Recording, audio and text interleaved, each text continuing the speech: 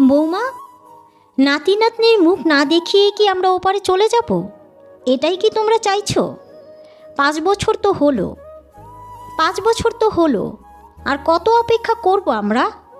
এবার তো বাচ্চা নেওয়ার চেষ্টা ভাবনা করো। আমাদেরও তো বয়স হয়েছে নাকি? শাশুড়ির কথায় একটু মন খারাপ হয়নি, বরং সাফিনের উপর বেজায় রাগ হলো। ডাক্তারের কাছে যাওয়ার জন্য যতবার বলেছি ততবারই সাফিন বিভিন্ন অজুহাতে বিষয়টা এড়িয়ে গিয়েছে। সবার ধারণা আমরা ইচ্ছে করেই বাচ্চা নিচ্ছি না, আসল কারণ কেউ জানে না। রাতে যখন সাফিন বাসায় ফিরল তখন তাকে বললাম, তোমার সঙ্গে আমার কিছু কথা আছে। আমার বলার ভঙ্গিতেই সাফিন বুঝে নিয়েছে আমি বেশ রেগে আছি। একগাল হেসে সাফিন আমার পাশে এসে বলল, জি বেগম সাহেবা, আপনার মূল্যবান বক্তব্য শ্রবণ করার জন্য এই বৎস প্রস্তুত। শোনো, একদম ঢং করবে না। ডাক্তারের কাছে কবে যাচ্ছি আমরা তাই বলো। সাফিন বলল, আগামী মাসে। এই মাস হাতে একদমই সময় নেই গো। আমিও একটু অভিমানী সুরে সাফিনকে বললাম, তোমার এই আগামী মাস কখনই আসবে না, আমার ভালো করেই জানা আছে। সাফিন বলল, ডাক্তারের কাছে গিয়েই বা কী হবে? কি হবে না হবে এটা তুমিও জানো, আমিও জানি। তাহলে অবান্তর প্রশ্ন কেন করছো?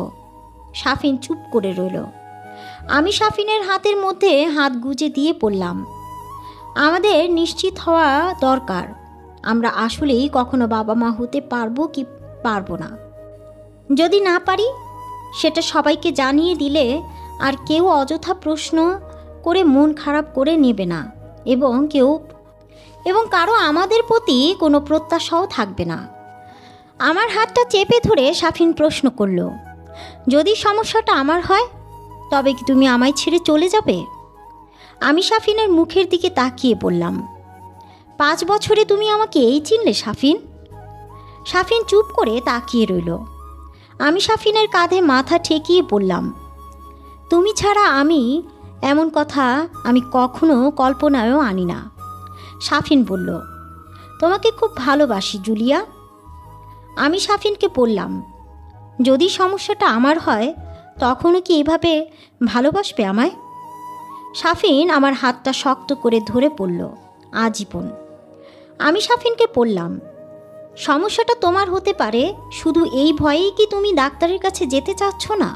সাফিন বলল, আমার কেন যেন মনে হয় সমস্যাটা আমারই, আর আমি তোমাকে কোনোভাবেই হারাতে চাই না।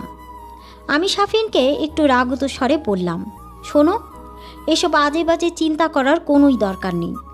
চলো সামনের সপ্তাহে ডাক্তারের কাছে যাই। বাবা মা অস্থির হয়ে উঠেছেন নাতিপুতির মুখ দেখার জন্য।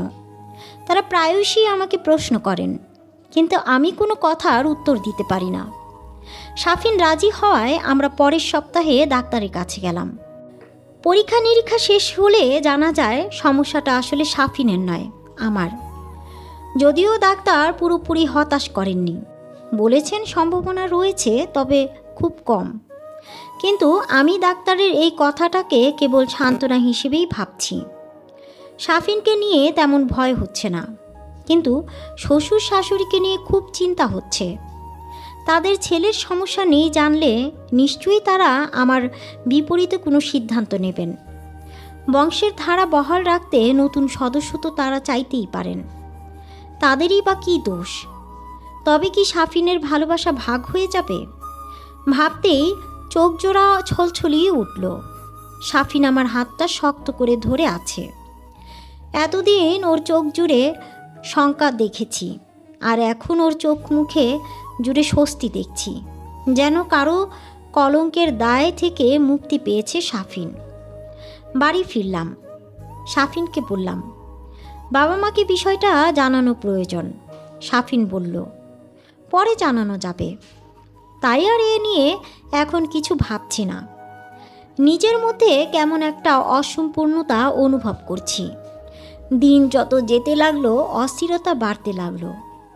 একসময় শ্বশুর শাশুড়িকে বিষয়টা জানালাম, আর বেশ চিন্তায় পড়ে গেলেন। আমাকে তারাই পছন্দ করে বেশ আগ্রহ সহকারে এই বাড়িতে নিয়ে আসেন। আমার কষ্ট হয়। এমন সিদ্ধান্ত নিতেও তারা বেশ হিমশিম খাচ্ছেন। শাশুড়ি মা বললেন, চিন্তা করো না, আল্লাহ নিশ্চয়ই নিরাশ করবেন না, তাকে ডাকো। আমিও এই কথাই বিশ্বাস করি, সৃষ্টিকর্তা নিশ্চয়ই সুখবর দিবেন। দেখতে দেখতে আরও একটা বছর কেটে গেল, কিন্তু সুখবরের দেখা মিলছে না। ইদানিং শাফিন বেশ দেরি করে বাড়ি ফিরে, সব সময় ব্যস্ত থাকে, সব কিছুতে যেন ওর তাড়াহুড়া। সকালের নাস্তাটাও প্রায় না করে বের হয়ে যায়, অথচ আগে আমার হাতের নাস্তা দিয়েই ওর দিন শুরু হতো। শাফিন বলল, জুলিয়া, অফিসের কাজের জন্য কয়েকদিন আমাকে ঢাকার বাইরে থাকতে হবে। আমিও শাফিনকে বললাম, আমাকেও নিয়ে চলো না। শাফিন বলল, অফিসের আরও সহকর্মীরা যাচ্ছে, তোমায় নিয়ে যেতে পারছি না। তুমি দয়া করে মন খারাপ করো না, তবে কথা দিচ্ছি কাজ শেষ করে এসে তোমায় নিয়ে ঘুরতে যাব। আমি ছলো ছলো চোখে শাফিনকে বললাম, তোমায় ছাড়া থাকতে খারাপ লাগবে শাফিন, অভ্যেস নেই তো। শাফিন আমায় ওর বুকের মধ্যে টেনে নিয়ে পড়ল। আমি যত দূরেই থাকি না কেন, আমার চিন্তা চেতনা জুড়ে সবসময় তুমিই আছো। শাফিন চলে গেল, বাড়িটা কেমন ফাঁকা ফাঁকা লাগতে শুরু করলো। রাতে ঘুমও হয় না ঠিকঠাক। শাফিনকে কল করলেও তেমন কথা হয় না, কাজ নিয়ে খুব ব্যস্ত সময় পার করছে মনে হয়। টানা 5 দিন পর বাড়ি ফিরে শাফিন, বেশ ফুরফুরে লাগছে ওকে দেখতে। ওর চোখ মুখ জুড়ে আনন্দ আর খুশি যেন লেগে আছে তার চোখে মুখে।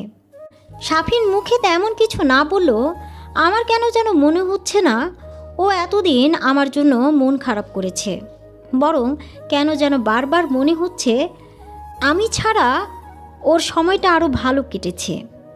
বুকের ভিতরটা কেমন যেন করে উঠল। ইদানিং আমাকে করা তার স্পর্শ কেমন যেন মনে হতে লাগলো। আগের মতো সেই ফিলটা আর পাচ্ছি না, না চাইতেও কেমন যেন নির্লিপ্তভাবে দৈহিক সম্পর্কে লিপ্ত হয়।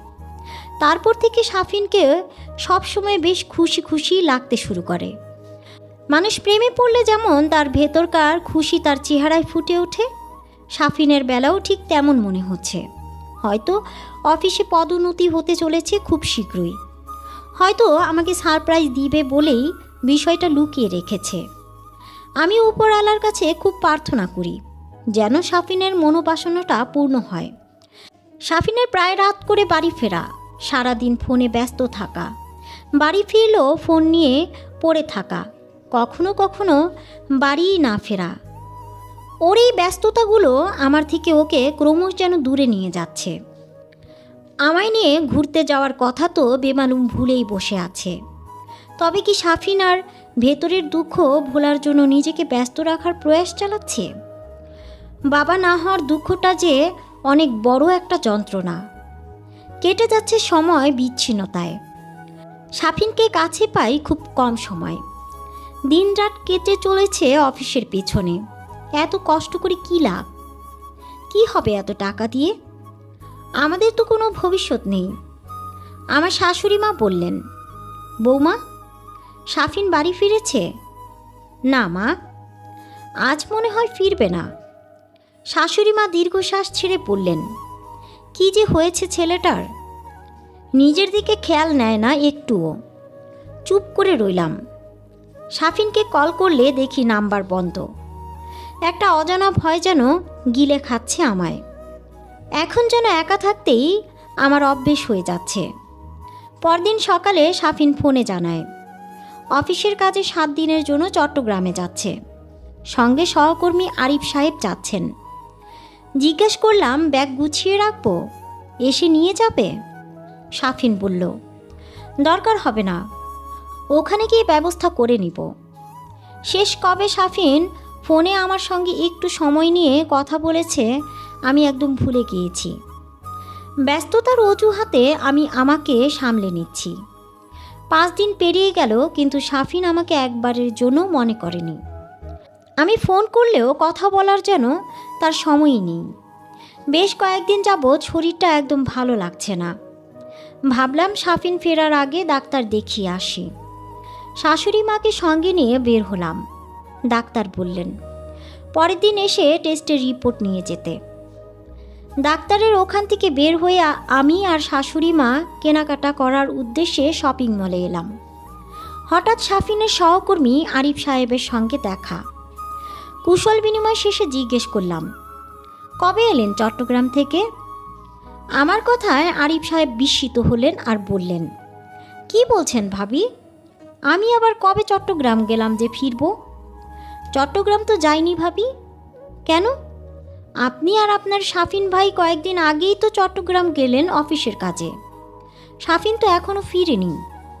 কি বলেন ভাবি? শাফিন ভাই তো 7 দিনের জন্য ছুটি নিয়েছেন অফিস থেকে। আমার চোখ যেন কপালে উঠল। মনে মনে ভাবতে লাগলাম, শাফিন আমার সঙ্গে কখনো মিথ্যে কথা বলবে না। আরিফ সাহেবেরই হয়তো কোথাও কোনো ভুল হচ্ছে। শাফিন তো এর আগেও একবার অফিসের কাজে ঢাকার বাইরে গিয়েছিল। হঠাৎ আরিফ সাহেবের কথায় আমার ঘোর কাটল। তিনি বললেন, ভাবি, আপনার হয়তো কোথাও ভুল হচ্ছে। শাফিন ভাইকে কিংবা আমাকে এখনও অফিস ঢাকার বাইরে কোথাও পাঠায়নি। মাথা কেমন যেন ঘুরে উঠল। শাফিন তাহলে মিথ্যে বলেছে আমার সঙ্গে? কিন্তু কেন? সন্দেহের কাঁটা বইছে মস্তিষ্ক জুড়ে। শরীরটা আরও খারাপ লাগছে। নিজেকে সামলে অপেক্ষা করতে লাগলাম শাফিনের ফেরার। ডাক্তারের কাছ থেকে রিপোর্ট আনতে গিয়ে জানলাম সত্যি এবার আমি মা হতে চলেছি। মুহূর্তেই যেন সব মন খারাপেরা দূরে সরে গেল। খুশিতে চোখে জল জমে গেল। আগামীকাল শাফিন বাড়ি ফিরবে। তখন ওকে এই খুশির খবরটা নিজেই জানাবো। তার আগে আর কাউকে জানাবো না বলে ঠিক করেছি। ও নিশ্চয়ই ভীষণ খুশি হবে। আমাদের মধ্যকার সব দূরত্ব ঘুচবে এবার। ভাবতে আনন্দ যেন বেড়ে দ্বিগুণ হচ্ছে। পরদিন শাফিন বাড়ি ফেরে। শাফিনের চালচলন সবই যেন আমার কাছে সন্দেহজনক লাগে। যেন এ এক অন্য শাফিন, আমার শাফিন নয়। বারবার মনে হয় শাফিন কিছু লুকাচ্ছে। এদিকে খবরটা জানানোর জন্য ভেতরে ভেতরে ছটফট করে চলেছি, কিন্তু সঠিক সময়টা যেন পাচ্ছি না। শাফিন ওয়াশরুমে গেলে আমি ওর ফোনটা হাতে নিই। এত বছর আমি কখনোই ওর ফোন এভাবে সন্দেহ নিয়ে ধরিনি। আজ প্রথমবার শাফিনের ফোনে তল্লাশি চালাচ্ছি। মনে মনে প্রার্থনা করে চলেছি যেন আমার সব সন্দেহ ভুল প্রমাণিত হয়। মেসেজ বক্সে চোখ রাখতেই কেঁপে উঠলাম। একটার পর একটা করে মেসেজগুলো পড়ে চলেছি। কপালে বিন্দু বিন্দু ঘাম জমেছে। শরীরটা খুব দুর্বল লাগছে। নিজের চোখকে যেন কিছুতেই বিশ্বাস করতে পারছি না। শাফিন হয়তো ভেবেছে আমি কখনোই ওকে সন্দেহ করতে পারি না, তাই ফোনের একটাও ফোন কল মেসেজও ডিলিট করেনি। আমার কিছুতেই বিশ্বাস হচ্ছে না শাফিন অন্য কারো সঙ্গে সম্পর্কে জড়িয়েছে। এতদিন আমাকে বোকা বানিয়ে শাফিন ওর সময়গুলো অন্য কারোর সঙ্গে কাটিয়েছে। শাফিন ওয়াশরুম থেকে বের হয়ে আমার হাতে ওর ফোন দেখতেই আঁতকে ওঠে। আমার চোখ ভিজে জল গড়াচ্ছে। শাফিন অপরাধীর মতো চুপ করে তাকিয়ে আছে আমার দিকে। চোখের জল মুছে প্রশ্ন করলাম, বিয়ে করেছো নাকি শুধুই সময় কাটিয়েছ? মাথা নিচু করে উত্তর দিল শাফিন, বিয়ে করেছি। তুমি অনুমতি দিলে এ বাড়িতে নিয়ে আসব। কথাগুলো যেন তীরের মতো বিঁধল আমার বুকের মধ্যে। এই শাফিনকে আমি দিনের পর দিন এতটা বিশ্বাস করে গিয়েছি।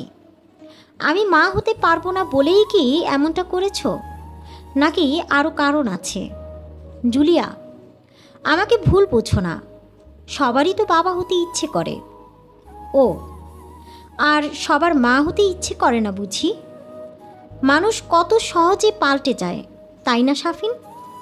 অথচ এক সময় তুমি আমাকে হারানোর ভয় পেতে, আর এখন? থাক, বাদ দাও ওসব কথা। তবে তুমি আর একটু অপেক্ষা করতে পারতে। ফট করে শাফিন বলে উঠল, অপেক্ষা করেই বা কি হতো? লাভ কি হতো কোনো কিছু? আমার চোখের জল টলমল করে উঠল। ভেতরে যন্ত্রণায় ছটফট করছিল। ভেতরে ভেতরে কান্নার জলপ্রপাত বয়ে যাচ্ছে। কেন যেন এই মানুষটার সামনে অশ্রু বিসর্জন দিতে মন চাইছিল না। মনের কষ্ট মনেই দমিয়ে রেখে একটা দীর্ঘশ্বাস ফেলে পড়লাম, তুমি তোমার স্ত্রীকে এ বাড়িতে নিয়ে আসতে পারো। কথাটা বলেই ওয়াশরুমে ঢুকে পানির ট্যাপটা ছেড়ে দিলাম। হামাও করে কাদার শব্দ আর বাহিরে বের হচ্ছে না। এ কষ্ট কোনো সান্ত্বনাই আটকাতে পারবে না। চোখ মুখ ধুয়ে বের হয়ে দেখি সাফিন বাসা থেকে বের হয়ে গিয়েছে। নিজের সব কিছু গুছিয়ে ব্যাগে ঢুকালাম।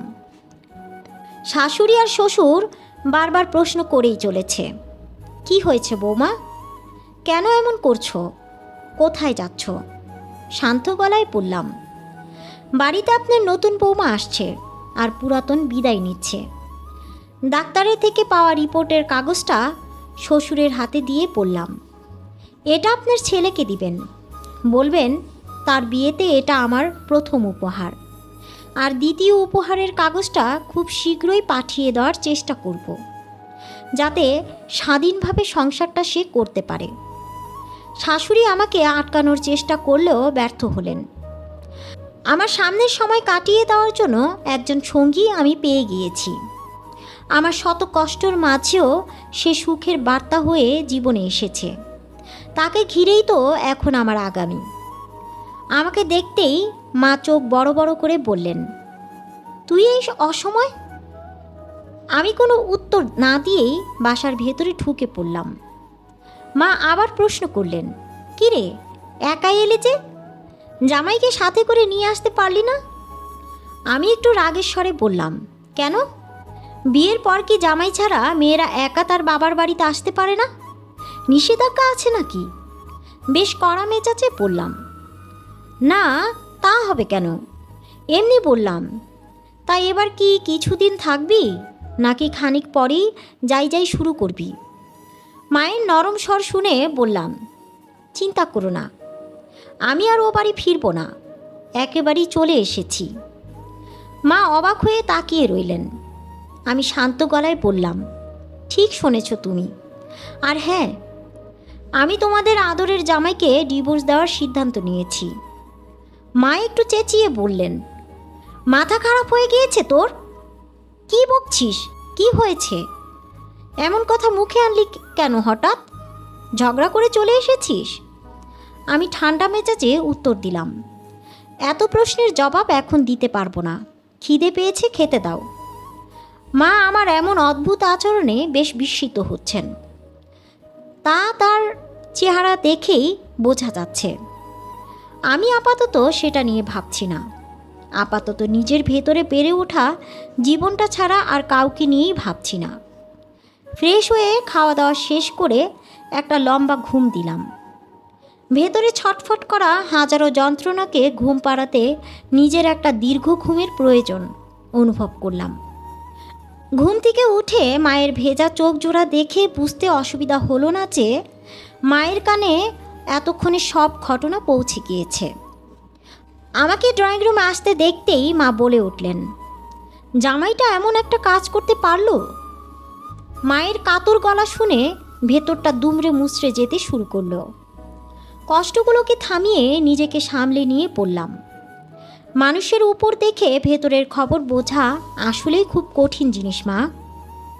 কিছু কিছু মানুষ খুব চালাক হয়, সূক্ষ্ম অভিনয় দিয়ে তারা তাদের ভেতরের খবর ঢেকে রাখতে খুব পারদর্শী হয়। চমৎকার অভিনয় জানেন তারা। মায়ের গলা বেয়ে পানি নামছে। আমি টলমলো চোখে তাকিয়ে বললাম, তোমাদের জামাই একজন চমৎকার অভিনেতা মা। মা চুপ করে রইলেন, তারপর জিজ্ঞেস করলেন, তুই নাকি প্রেগনেন্ট, এটা কি সত্যি?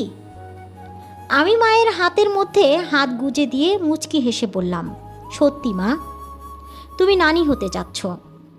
মায়ের দুঃখ ভরা কান্নায় এবার খুশির ছিটে দেখতে পেলাম। সন্ধ্যায় ব্যালকনিতে চুপচাপ বসে আছি। এমন সময় ছোট বোন নাইলা এসে দাঁড়ায় পাশে। আমি নাইলাকে বললাম, বান্ধবীর বিয়ে কেমন খেয়েছিস? আমার প্রশ্নের উত্তরে নাইলা বলল, ভালো, তবে তুই এসেছিস জানলে আরও আগেই চলে আসতাম।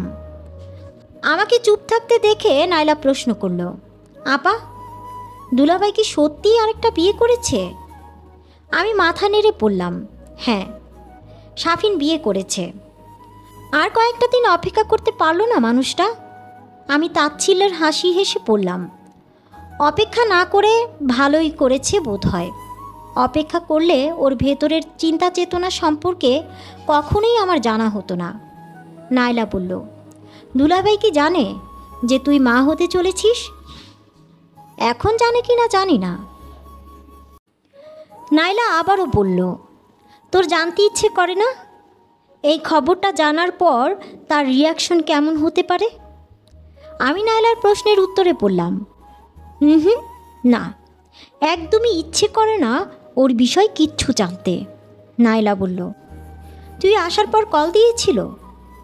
আমি নাইলাকে বললাম, ফোন বন্ধ, দিলেও হয়তো জানতে পারবো না। রাতে মুঠো ফোনটা চালু করতেই দেখি সাফিনের ফোন কল। বেশ কয়েকবার কেটে দেওয়ার পরে বাধ্য হয়ে কলটা রিসিভ করলাম। সাফিন বলল, জুলিয়া, আমি তোমাকে নিতে আসি। আমি রাগে চোখ মুখ খিচে সাফিনকে বললাম, ভেবে পাচ্ছি না কোন মুখ নিয়ে কথাটা বললে তুমি। খানিক চুপ থাকার পরে সাফিন বলল, এই সংসার তো তোমারই জুলিয়া, বাবা মা তোমাকে খুব ভালোবাসেন, তুমি তো জানো। সাফিনের কথায় আমি বললাম, ও সংসার এখন আমার না, আর যার ভালোবাসার খুব প্রয়োজন ছিল সেই যখন ভালোবাসিনি, তখন অন্য কারো ভালোবাসার আর প্রয়োজন নেই। আমি যা করেছি ভুল করেছি, তুমি আমাকে একটা বার। সাফিনকে থামিয়ে দিয়ে বললাম, থামো, সন্তানের বাবা হবে শুনে বুঝি এখন মনে হচ্ছে সব ভুল করেছ? অথচ খবরটা জানার আগেও ভাবতে সব ঠিক। সব যদি বাচ্চা হওয়া আর না হওয়ার উপরই ধার্য হয়, তাহলে আমার প্রতি তোমার অনুভূতি আসলে কোথায় ছিল? সাফিন চুপ করে রইল। আমি বললাম, ডিভোর্স পেপার তোমার হাতে খুব শীঘ্রই পৌঁছে যাবে, তুমি নিশ্চিন্তে সংসার করতে পারো। সাফিন নরম সুরে বলল, আরেকবার কি ভেবে দেখবে জুলিয়া? আমি সাফিনকে কাট কণ্ঠে বললাম, তোমাকে আমার জীবনে আর প্রয়োজন নেই সাফিন। তোমার মতো মানুষরা আমার জীবন থেকে সরে গেলেই বরং আমি ভালো থাকব।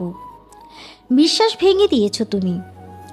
সম্পর্কটা আর কখনো জোড়া লাগবে না সাফিন। সাফিনকে আর কিছু বলার সুযোগ না দিয়ে ফোনটা সুইচ অফ করে দিলাম। এই মুহূর্তে হাউমাউ করে খুব কাঁদতে ইচ্ছে করছে, কিন্তু পারছি না। নাইলা পাশে এসে বসলো আর বলল, আপা, তোর কি এখন খুব কষ্ট হচ্ছে? কান্না চাপা গলায় বললাম, যে মানুষটা আমাকে কষ্ট দিয়েছে, আমার মনকে ক্ষতবিক্ষত করেছে, তার জন্য আবার কিসের কষ্ট? যদিও তার জন্য কষ্ট পাওয়া একদম উচিত নয়, কারণ সে আর আমার এখন কেউ না, কিন্তু তবুও কেন যেন খুব কষ্ট হচ্ছে রে। আমার বোন নাইলা বলল, মায়ের কাছ থেকে জানলাম সাফিনের বাবা মা সব ঠিক করে নেওয়ার চেষ্টা চালাতে চাচ্ছেন। মাকে বললাম তাদেরকে অযথা কষ্ট করতে বারণ করে দিতে। আমার ভেতরে বড় হচ্ছে একটা জীবন, পুত্র নাকি কন্যা জানতে ইচ্ছে করছে না। একটা সুস্থ জীবন আসুক, এটাই এখন একমাত্র প্রার্থনা। নাইলা এসে খবর দিল, জানিস আপা, দুলাভাই নাকি তার নতুন বউকে বাড়ি এনেছে। আমি নাইলাকে বললাম, উকিল সাহেব বলেছেন বাচ্চা জন্মের পরই ডিভোর্সের কার্যকর হবে, তাই এই অপেক্ষা। তার মানে এই না যে আমি এখনও মন থেকে সাফিনকে স্বামী ভাবি, সুতরাং আর কখনো ওকে দুলাভাই বলবি না। নাইলা মাথা নেড়ে বলল, আচ্ছা ঠিক আছে, মনে থাকবে আমার। আমি নাইলাকে বললাম, তুই খবর জানলি কী করে? নাইলা বলল, সাফিন ভাইয়ের কাজিন আমার ভার্সিটিতে পড়ে, তাই ওর কাছ থেকেই জানতে পেলাম। আমি মলিন কণ্ঠে বললাম, ও হ্যাঁ, মনে ছিল না সে কথা। আয়নার সামনে দাঁড়িয়ে উঁচু পেটটার দিকে তাকিয়ে বাচ্চার সঙ্গে কথা বলি আমি। মনের সব জমানো কথা আমি আমার অনাগত সন্তানের সঙ্গে বলা বলি করে মনটাকে অনেকটা হালকা করে রাখার চেষ্টা চালাই। মায়ের মাধ্যমে সাফিনের বাবা মা মাঝে মধ্যে মুঠোফোনে আমার খোঁজ খবর রাখার চেষ্টা করেন। তাদের মাধ্যমে খবর জানতে পারি সাফিনের স্ত্রী গর্ভবতী। ডিভোর্স পেপার পাঠিয়ে দিয়েছি অনেক আগেই। সাফিন এখনও স্বাক্ষর করে কাগজটা পাঠায়নি। তবে ডিভোর্সের বিষয়ে আপত্তি জানিয়ে সাফিন আমার সঙ্গে একবার যোগাযোগের চেষ্টাও করেনি। একবারের জন্য আমাকে দেখতে এ বাড়িতেও আসেনি। আমি নিশ্চিত অপরাধের তাড়নায় নয়, সাফিন নতুন সংসার আর নতুন জীবনের কারণেই আমার মুখোমুখি হতে চায় না। সে ডুবে আছে নতুন স্বপ্নে, নতুন ঘোরে। সেখানে আমার কোনো অস্তিত্বই নেই তার কাছে। সাফিনের মনে আমার প্রতি বিন্দু পরিমাণের ভালোবাসাও আর অবশিষ্ট নেই, সে কথা আমি জানি। তবে ডিভোর্স পেপারটা এখনও কেন ঝুলিয়ে রেখেছে এটা জানি না। ওর স্বাক্ষর আর বাচ্চা জন্মানোর জন্যই আমার এখন অপেক্ষা। সামনের দিনগুলো আমি শান্তিতে আমার সন্তানের সঙ্গে কাটিয়ে দিতে চাই। সেখানে সাফিন নামের ওই মানুষটার কোনো প্রয়োজন নেই আমার জীবনে।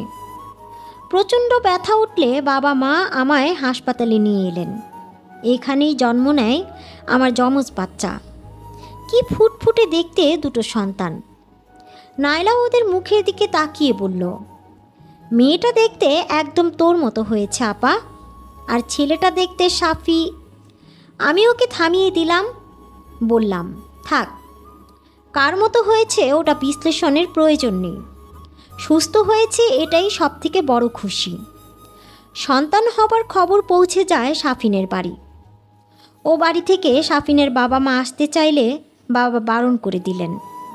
সাফিন একবারের জন্য আর যোগাযোগ করেনি। হাসপাতাল থেকে বাড়ি ফিরে জানতে পারি সাফিনের তরফ থেকে স্বাক্ষর করা ডিভোর্স পেপারটা আমার বাসায় পৌঁছে গিয়েছে। হতে পারে এটা সাফিনের তরফ থেকে আমার বাচ্চাদের জন্য উপহার। আমার দুই বাচ্চার মা হওয়া, আমাদের পুরোপুরি ডিভোর্স হয়ে যাওয়া নিয়ে সাফিনের কোনো অনুভূতি আমি জানতে পারিনি, আর জানার চেষ্টাও করিনি। হয়তো ডিভোর্সে খুশি হয়েছে, আর সন্তান তো তার ঘরেও আসবে। তাই হয়তো এই সন্তানদের নিয়ে তার কোনো মাথা ব্যথা আমি টের পাইনি। মা হতাশ গলায় বললেন, জামাইটা এতটা নিষ্ঠুর, আগে কখনো চিন্তাও করিনি। আমি রাগ দেখিয়ে মাকে বললাম, সে আর তোমাদের জামাই নেই মা, এ কথাটা আর কতবার বলবো তোমাদের? মা ক্ষোভ প্রকাশ করে বললেন, আমরা না হয় আত্মীয়ের তালিকা থেকে বাদ পড়েছি, কিন্তু সন্তান দুটোর খবর নেওয়া তো তার উচিত ছিল। মাকে সান্ত্বনা দিয়ে বললাম, ওসব কথা বরং ভুলে যাও না মা, আমার সন্তানদের পাশে আমি আছি। আমি ওদের মা হয়েও থাকবো, আবার বাবা হয়েও থাকবো। আমি থাকতে ওদের বাবার অভাব কখনোই বুঝতে দেব না। ভেতরে যতই কষ্ট থাকুক, সন্তানদের মুখের দিকে তাকালেই সব ভুলে যাই। সুন্দর দুটো মুখ, এদের নিয়েই আমার বাকি জীবনটা সুন্দরভাবে কেটে যাবে আমার বিশ্বাস। ও বাড়ির লোকদের সঙ্গে এখন আর যোগাযোগ হয় না। মাসখানেক পর নাইলা খবর জানায় সাফিনের স্ত্রী খুব অসুস্থ হয়ে পড়েছিলেন। বাচ্চাটা মারা গিয়েছে। ডাক্তার বলেছে সুস্থ হয়ে উঠবেন তিনি, কিন্তু তিনি আর কখনোই মা হতে পারবেন না। আল্লাহ তাআলার বিচার কিনা এসব যুক্তিতর্কে আমি কখনোই যাব না। তবে খবরটা শুনে খুশি হইনি মোটেও। সাফিনের প্রতি অনেক রাগ, ক্ষোভ, অভিমান ছিল ঠিকই, তাই বলে অভিশাপ দেইনি তাকে কখনো, এমনটা সত্যিই প্রত্যাশা করিনি আমি। বাচ্চারা বড় হয়ে উঠছে, আমিও অতীতকে চাপা দিয়ে দিন পার করে চলেছি। জীবনে অনেক না পাওয়া নিয়ে আক্ষেপ থাকলেও যা পেয়েছি তা দিয়ে সব শূন্যতা ভরাট করতে সক্ষম হয়েছি। এটাই সফলতা আমার। শীত, গ্রীষ্ম, বর্ষা সহ 6 ঋতু নিয়ে কেটে গেল বেশ কয়েকটা বছর। আমি এখন একটা স্কুলে বাচ্চাদের পড়াই। সবথেকে বড় পরিচয়, আমি 2 সন্তানের মা। সারাদিনের ক্লান্তি দূর হয়ে যায় যখন আমার বাচ্চারা আম্মু বলে ডাক দেয়। স্কুল শেষ করে বের হতেই মনে পড়ল ফোনটা সাইলেন্ট করে রেখেছি ঘন্টা খানিকের বেশি। কেউ কল করেছে কি না চেক করতেই দেখি নাইলা মা আর নাইলার স্বামীর নাম্বার থেকে বেশ কয়েকটা ফোন কল জমা পড়েছে। ভেতরটা আটকে ওঠে। নাইলাকে কল করলে একটা হাসপাতালের ঠিকানা দিয়ে বলল জরুরি পৌঁছাতে। কার কি হয়েছে আমি কিচ্ছু জানি না। মনের মধ্যে অজানা ভয় কুঁকড়ে খাচ্ছে আমায়।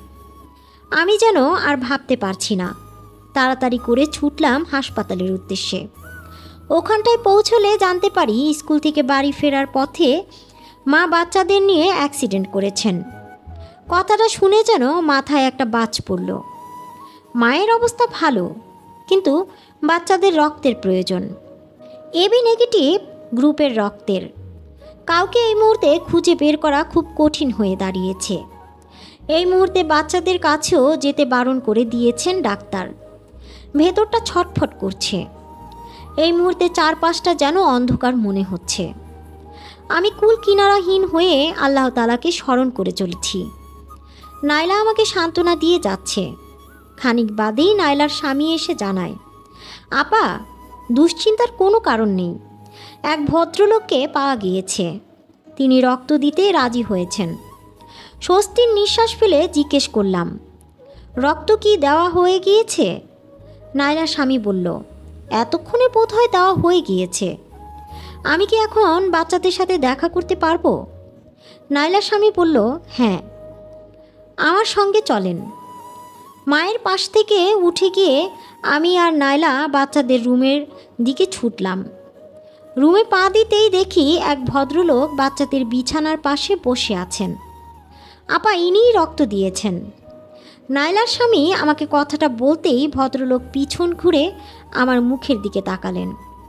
সামনে বসে থাকা লোকটাকে দেখা মাত্রই আমি যেন থ হয়ে তাকিয়ে রইলাম। শরীরটা যেন অবশ হয়ে আসছে। নাইলা পাশ থেকে আমার হাতটা শক্ত করে চেপে ধরেছে। আমাকে ইঙ্গিত করে নাইলার স্বামী ভদ্রলোকের উদ্দেশ্যে বলল, তিনি হলেন বাচ্চাদের মা। সাফিন আমার মুখের দিকে অবাক হয়ে তাকিয়ে আছে। আমি কোনো কথা বলার পরিস্থিতিতে নেই। সাফিনকে ধন্যবাদ দেওয়া উচিত কি না বুঝে উঠতে পারছি না। তবে এই মুহূর্তে আমার আরও একবার মনে পড়ল, আমার বাচ্চাদের শরীরে তাদের বাবার সাফিনের রক্তও বইছে। আমি হাজার চাইলেও বাচ্চাদের থেকে তার বাবাকে দূরে রাখতে পারবো কি না জানি না। আগামীতে বাচ্চারা তার বাবার ঠিক কতটা কাছে পৌঁছে যাবে তাও জানি না। শুধু জানি বাচ্চাদের পাশে তাদের বাবার ছায়া হয়ে কেবল আমিই থাকার চেষ্টা করব। সেখানে সাফিনকে কখনো মেনে নিতে পারবো না। তবুও ভয় হয়, আগামী নিয়ে ভয়। সাফিনের চোখে টলমল করছে জল। আমার দু চোখে জেগে উঠেছে পুরাতন যত ক্ষোভ। সময় পেরিয়ে গিয়েছে অনেক, তাই বলে ভেতরে জমাট বাঁধা কষ্টগুলোর কথা ভুলে যায়নি, যেতে পারিনি। মানুষ সুখের কথা যতটা না শক্ত করে মনে রাখে, তার থেকে হাজার গুণ বেশি শক্ত করে মনে রাখে দুঃখের কথা। 10 দিন যে মানুষটা ভালোবেসেছিল তার কথা অতটা মনে থাকে না, কিন্তু একদিন যে মানুষটা কষ্ট দিয়েছিল সেই মানুষটার কথা কখনো মন থেকে সরে না।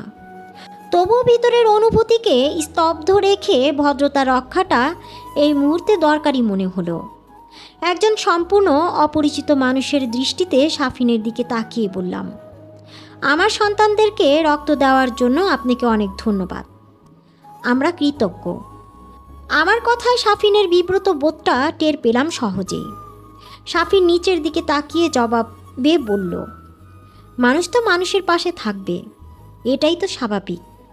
এই কথার প্রেক্ষিতে অনেক কিছু বলতে মন চাইছে সাফিনকে আচ্ছা মতো অপমান করে দেই কথার ভাঁজে, কিন্তু নিজেকে থামালাম।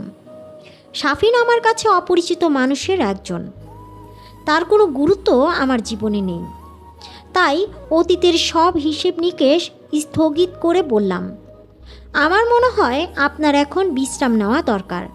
আপনি চাইলে এখন বাসায় চলে গিয়ে বিশ্রাম নিতে পারেন।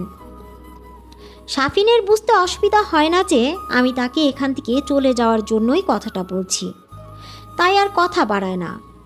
নাইলার স্বামী মুহিতের কাছ থেকে বিদায় নিয়ে চলে যায় সাফিন। আমি বাচ্চাদের পাশে গিয়ে বসি। নাইলা প্রশ্ন করে মুহিতকে, সাফিন ভাইকে পেলে কোথায় তুমি? মুহিত অবাক স্বরে উল্টো প্রশ্ন করে, তাকে কি চিনতে তুমি? তিনিই তো বাচ্চাদের আমি তাকিয়ে পড়ায় লাইনটা শেষ করতে পারল না নাইলা। নাইলার দিকে তাকিয়ে মুহিত ইশারা করলে নাইলা হ্যাঁ সূচক মাথা নাড়তেই মুহিতের চোখে মুখে বিস্ময় ছড়িয়ে পড়ে। চাপা স্বরে বলে, হায় আল্লাহ, আমি কি না শেষমেশ তাকেই খুঁজে পেলাম? কোথায় পেয়েছিলে? তার স্ত্রীকে নিয়ে ডাক্তারের কাছে এসেছিলেন। আমি তখন হন্যে হয়ে রক্ত খুঁজছি। এখানকার কয়েকজন নার্সকে বলে রেখেছিলাম। একজন নার্স এসে জানালো এক ভদ্রলোককে তিনি খুঁজে পেয়েছেন। নাটক, সিনেমা আর গল্প এরম কাহিনী লেখা হয়, বাস্তবেও তাহলে এমনটা ঘটে। নায়লার কথায় মুহিত হেসে জবাব দেয়, ঘটল তো। এদের কথার বিষয়বস্তু পাল্টে দিতে জিজ্ঞেস করলাম, আমরা কবে বাসায় যেতে পারবো? ডাক্তার কিছু বলেছে? আমি জেনে আসছি। কথাটা বলে মুহিত চলে গেল। নায়লাকে বললাম, মাকে একবার দেখে আয়। বাবা মারা যাওয়ার পর থেকে মা খুব একা হয়ে পড়েছেন। নায়লাও বিয়ের পর মুহিতের সঙ্গে আলাদা বাসা নিয়ে থাকে। মায়ের সঙ্গে বলতে আমি আর আমার 2 সন্তান। বাচ্চাদের পাশে চুপচাপ বসে আছি। চোখ বেয়ে অনর্গল পানি পড়েই যাচ্ছিল। অতীতের কথাগুলো ভেবে নয়, বরং বাচ্চাদের কথা ভেবে। আর যদি ভয়ঙ্কর কিছু ঘটে যেত, তাহলে আমার কি হতো? আমি বোধহয় বেঁচে থাকার সমস্ত আশা হারিয়েই ফেলতাম। বাচ্চাদের অবলম্বন করেই তো সকল কষ্ট ভুলে বেঁচে থাকার অনুপ্রেরণা পেয়েছি। আমার বাচ্চারা ছাড়া আমি আমাকে এক মুহূর্তের জন্য ভাবতে পারি না। বাচ্চারা অনেকটা সুস্থ হয়ে উঠেছে। ডাক্তার জানায় আগামীকাল বাসায় যেতে পারবে। মাকে নিয়ে নায়লা বাসায় চলে গিয়েছে গত পরশু। অফিস শেষে রোজ মুহিত এসে খোঁজ খবর নিয়ে যায়। নায়লার জন্য এমন একটা চমৎকার ছেলে পেয়ে আমি আর মা ভীষণ খুশি। ওদের সম্পর্কটা আজীবন এমন সুন্দর থাকুক, মাঝপথে রং না বদলাক, এটাই কামনা করি। আমি চাই না আমার জীবনের প্রতিচ্ছবি আর কারো জীবনে ঘটুক। সন্ধ্যায় আচমকা সাফিন এসে হাজির। 2 হাতে বাচ্চাদের জন্য এক গাদা খাবার দাবার সাথে করে নিয়ে এসেছে। ওর মুখটা দেখতেই ঠান্ডা মেজাজটা বিগড়ে যেতে শুরু করলো। বাচ্চাদের সামনে করো মেজাজটাকে দমন করে স্বাভাবিক ভঙ্গিতে কথা বলতে হলো সাফিনের সঙ্গে। বাচ্চারা প্রশ্ন করলো, মা উনি কে? কি হন আমাদের? সাফিন আমার মুখের দিকে তাকিয়ে আছে। আমি ইতস্তত বোধ না করেই চটচল দিয়ে বলে উঠলাম, উনি তোমাদের একটা আঙ্কেল। তোমরা যখন অসুস্থ ছিলে উনি তখন তোমাদেরকে রক্ত দিয়েছিলেন। বাচ্চারা হাসি মুখে ধন্যবাদ জানালো সাফিনকে। আমার সঙ্গে আর সাফিন কথা জমানোর সুযোগ হয়নি। বাচ্চাদের সঙ্গে খোশ গল্প শুরু করতেই মুহিত চলে এলো। রুমের মধ্যে আমার দম বন্ধ লাগছিল। মুহিত এলে স্বস্তি পেলাম। রুম ছেড়ে বের হয়ে বাইরে দাঁড়ালাম। ভেতরে গল্প চলছে সাফিনের সঙ্গে সকলের। আমি একটু সামনের দিকে হেঁটে গেলাম। হাসপাতালে নানান ধরনের মানুষের আগমন ঘটে। হরেক মানুষের হরেক সমস্যা। দুঃখ যন্ত্রণা দেখে নিজের কষ্ট কখন যে শীতল হয়ে গিয়েছে টেরই পাইনি। আইসিইউ থেকে লাশ বের করে স্বজনরা নিয়ে যাচ্ছেন আর হাউমাউ করে কেঁদে চলেছেন। এমন দৃশ্য দেখে কখন যে চোখের পানি চলে এলো বুঝতে পারিনি। চোখের পানি মুছে বাচ্চাদের রুমের দিকে এগিয়ে যেতেই দেখি সাফিন এই দিকেই আসছে। আমি দেখেও না দেখার অভিনয় করে পাশ কাটিয়ে চলে যাওয়ার সিদ্ধান্ত নিতেই সাফিন সামনে এসে পড়ল। আমি কি একটু সময় নিতে পারি? সাফিন আমাকে একটু সময় দেওয়ার জন্য জোর অনুরোধ করল। মন থেকে সম্মতি না পেলেও বললাম, হ্যাঁ বলুন, কি বলতে চান? এখানে তো অনেক লোকজন আছে, আমরা কি একটু ওদিকটায় গিয়ে দাঁড়াতে পারি? সাফিনের ইশারা করা দিকটার দিকে তাকাতে দেখি ওদিকটায় লোকজন বেশ কম আছে। আমি শান্ত গলায় সাফিনকে বললাম, চলুন। আমি সাফিন পাশাপাশি দাঁড়িয়ে আছি। পিছনে কেটে গেছে কতগুলো বছর। সাফিনের আচরণে বুঝতে কষ্ট হয়নি আমার চোখে চোখ রেখে কথা বলার সাহস ওর নেই। আমি ওর মুখের দিকে তাকিয়ে পড়লাম। জি, এবার বলুন, কি বলবেন? কেমন আছো তুমি? সাফিনের এই নরম গলার প্রশ্ন শুনে অন্য কেউ হয়তো আবেগী হয়ে পড়ত, কিন্তু আমার বিন্দু পরিমাণও আবেগ তৈরি হয়নি ভেতরে, বরং স্বরটা শক্ত হয়ে উঠল। আমার বাচ্চাদের রক্ত দিয়েছিলেন আপনি। শুধু এই ভদ্রতার কারণে আপনার সঙ্গে এখানটায় দাঁড়িয়ে আছি। জরুরি কিছু বলার থাকলে বলেন। আমাকে আবার বাচ্চাদের কাছে যেতে হবে, ওরা আমায় হয়তো খুঁজছে। সাফিন বলল, বাচ্চারা তোমায় অনেক ভালোবাসে। আমিও কাটকাটভাবে বললাম, অবশ্যই, আমার বাচ্চারা আমাকেই তো ভালোবাসবে। আর বিয়ে করনি? প্রশ্নটা শুনে সাফিনের দিকে তাকাতেই সাফিন চোখ সরিয়ে নিল। কড়া মেজাজে বললাম, বুঝেছি, আপনার আসলে বলার মতো জরুরি কিছু নেই। আর এখানে আমি ব্যক্তিগত প্যাচাল পাড়ার জন্য আসিনি। কথাটা বলে রুমের উদ্দেশ্যে পা বাড়াতেই সাফিন বলল, জুলিয়া, আমি জানি তুমি আমায় ঘৃণা করো, অনেক রাগ জমে আছে আমার প্রতি। আমি পেছন করে তাকিয়ে বললাম, আপনার কাছে এটাই কি স্বাভাবিক মনে হচ্ছে না?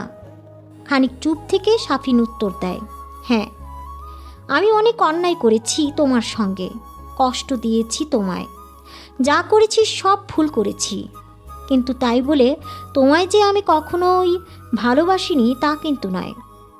সাফিনের কথাটা শোনা মাত্রই মেজাজটা বিগড়ে যাচ্ছিল। তারপর আশেপাশের পরিস্থিতি বুঝে পড়লাম। এক বালতি দুধের মধ্যে এক ফোঁটা লেবুর রস যে প্রবাদটা, এটা বোধহয় আপনি ভুলে গিয়েছেন, তাই না? আর এখন আপনার সঙ্গে পুরাতন স্মৃতি ঘাটার সময় এবং সম্পর্ক কোনোটাই আমার নেই। এবার সাফিন আসল কথাটা মুখ ফুটে বলেই ফেলল, কিন্তু তবুও কি তুমি অস্বীকার করতে পারবে যে তোমার বাচ্চাদের বাবা কিন্তু আমি? কথাটা শোনা মাত্রই ভেতরে ক্রোধের আগুনের ফুলকি ছিটকে উঠল। গলা ফাটিয়ে পড়লাম, এই প্রশ্নটা করতে আপনার লজ্জা করল না? আপনার তো লজ্জা হওয়া উচিত ছিল। কতটা নির্লজ্জ মানুষ আর মতলববাজ মানুষ আপনি। আমার রাগত স্বরে আশেপাশের কয়েকজন আমার দিকে তাকিয়ে পড়ল। সাফিন চুপ করে রইল। আমি চোখ বন্ধ করে লম্বা একটা শ্বাস নিয়ে নিজেকে শান্ত করে পড়লাম, আমার বাচ্চাদের দিকে নজর দিবেন না।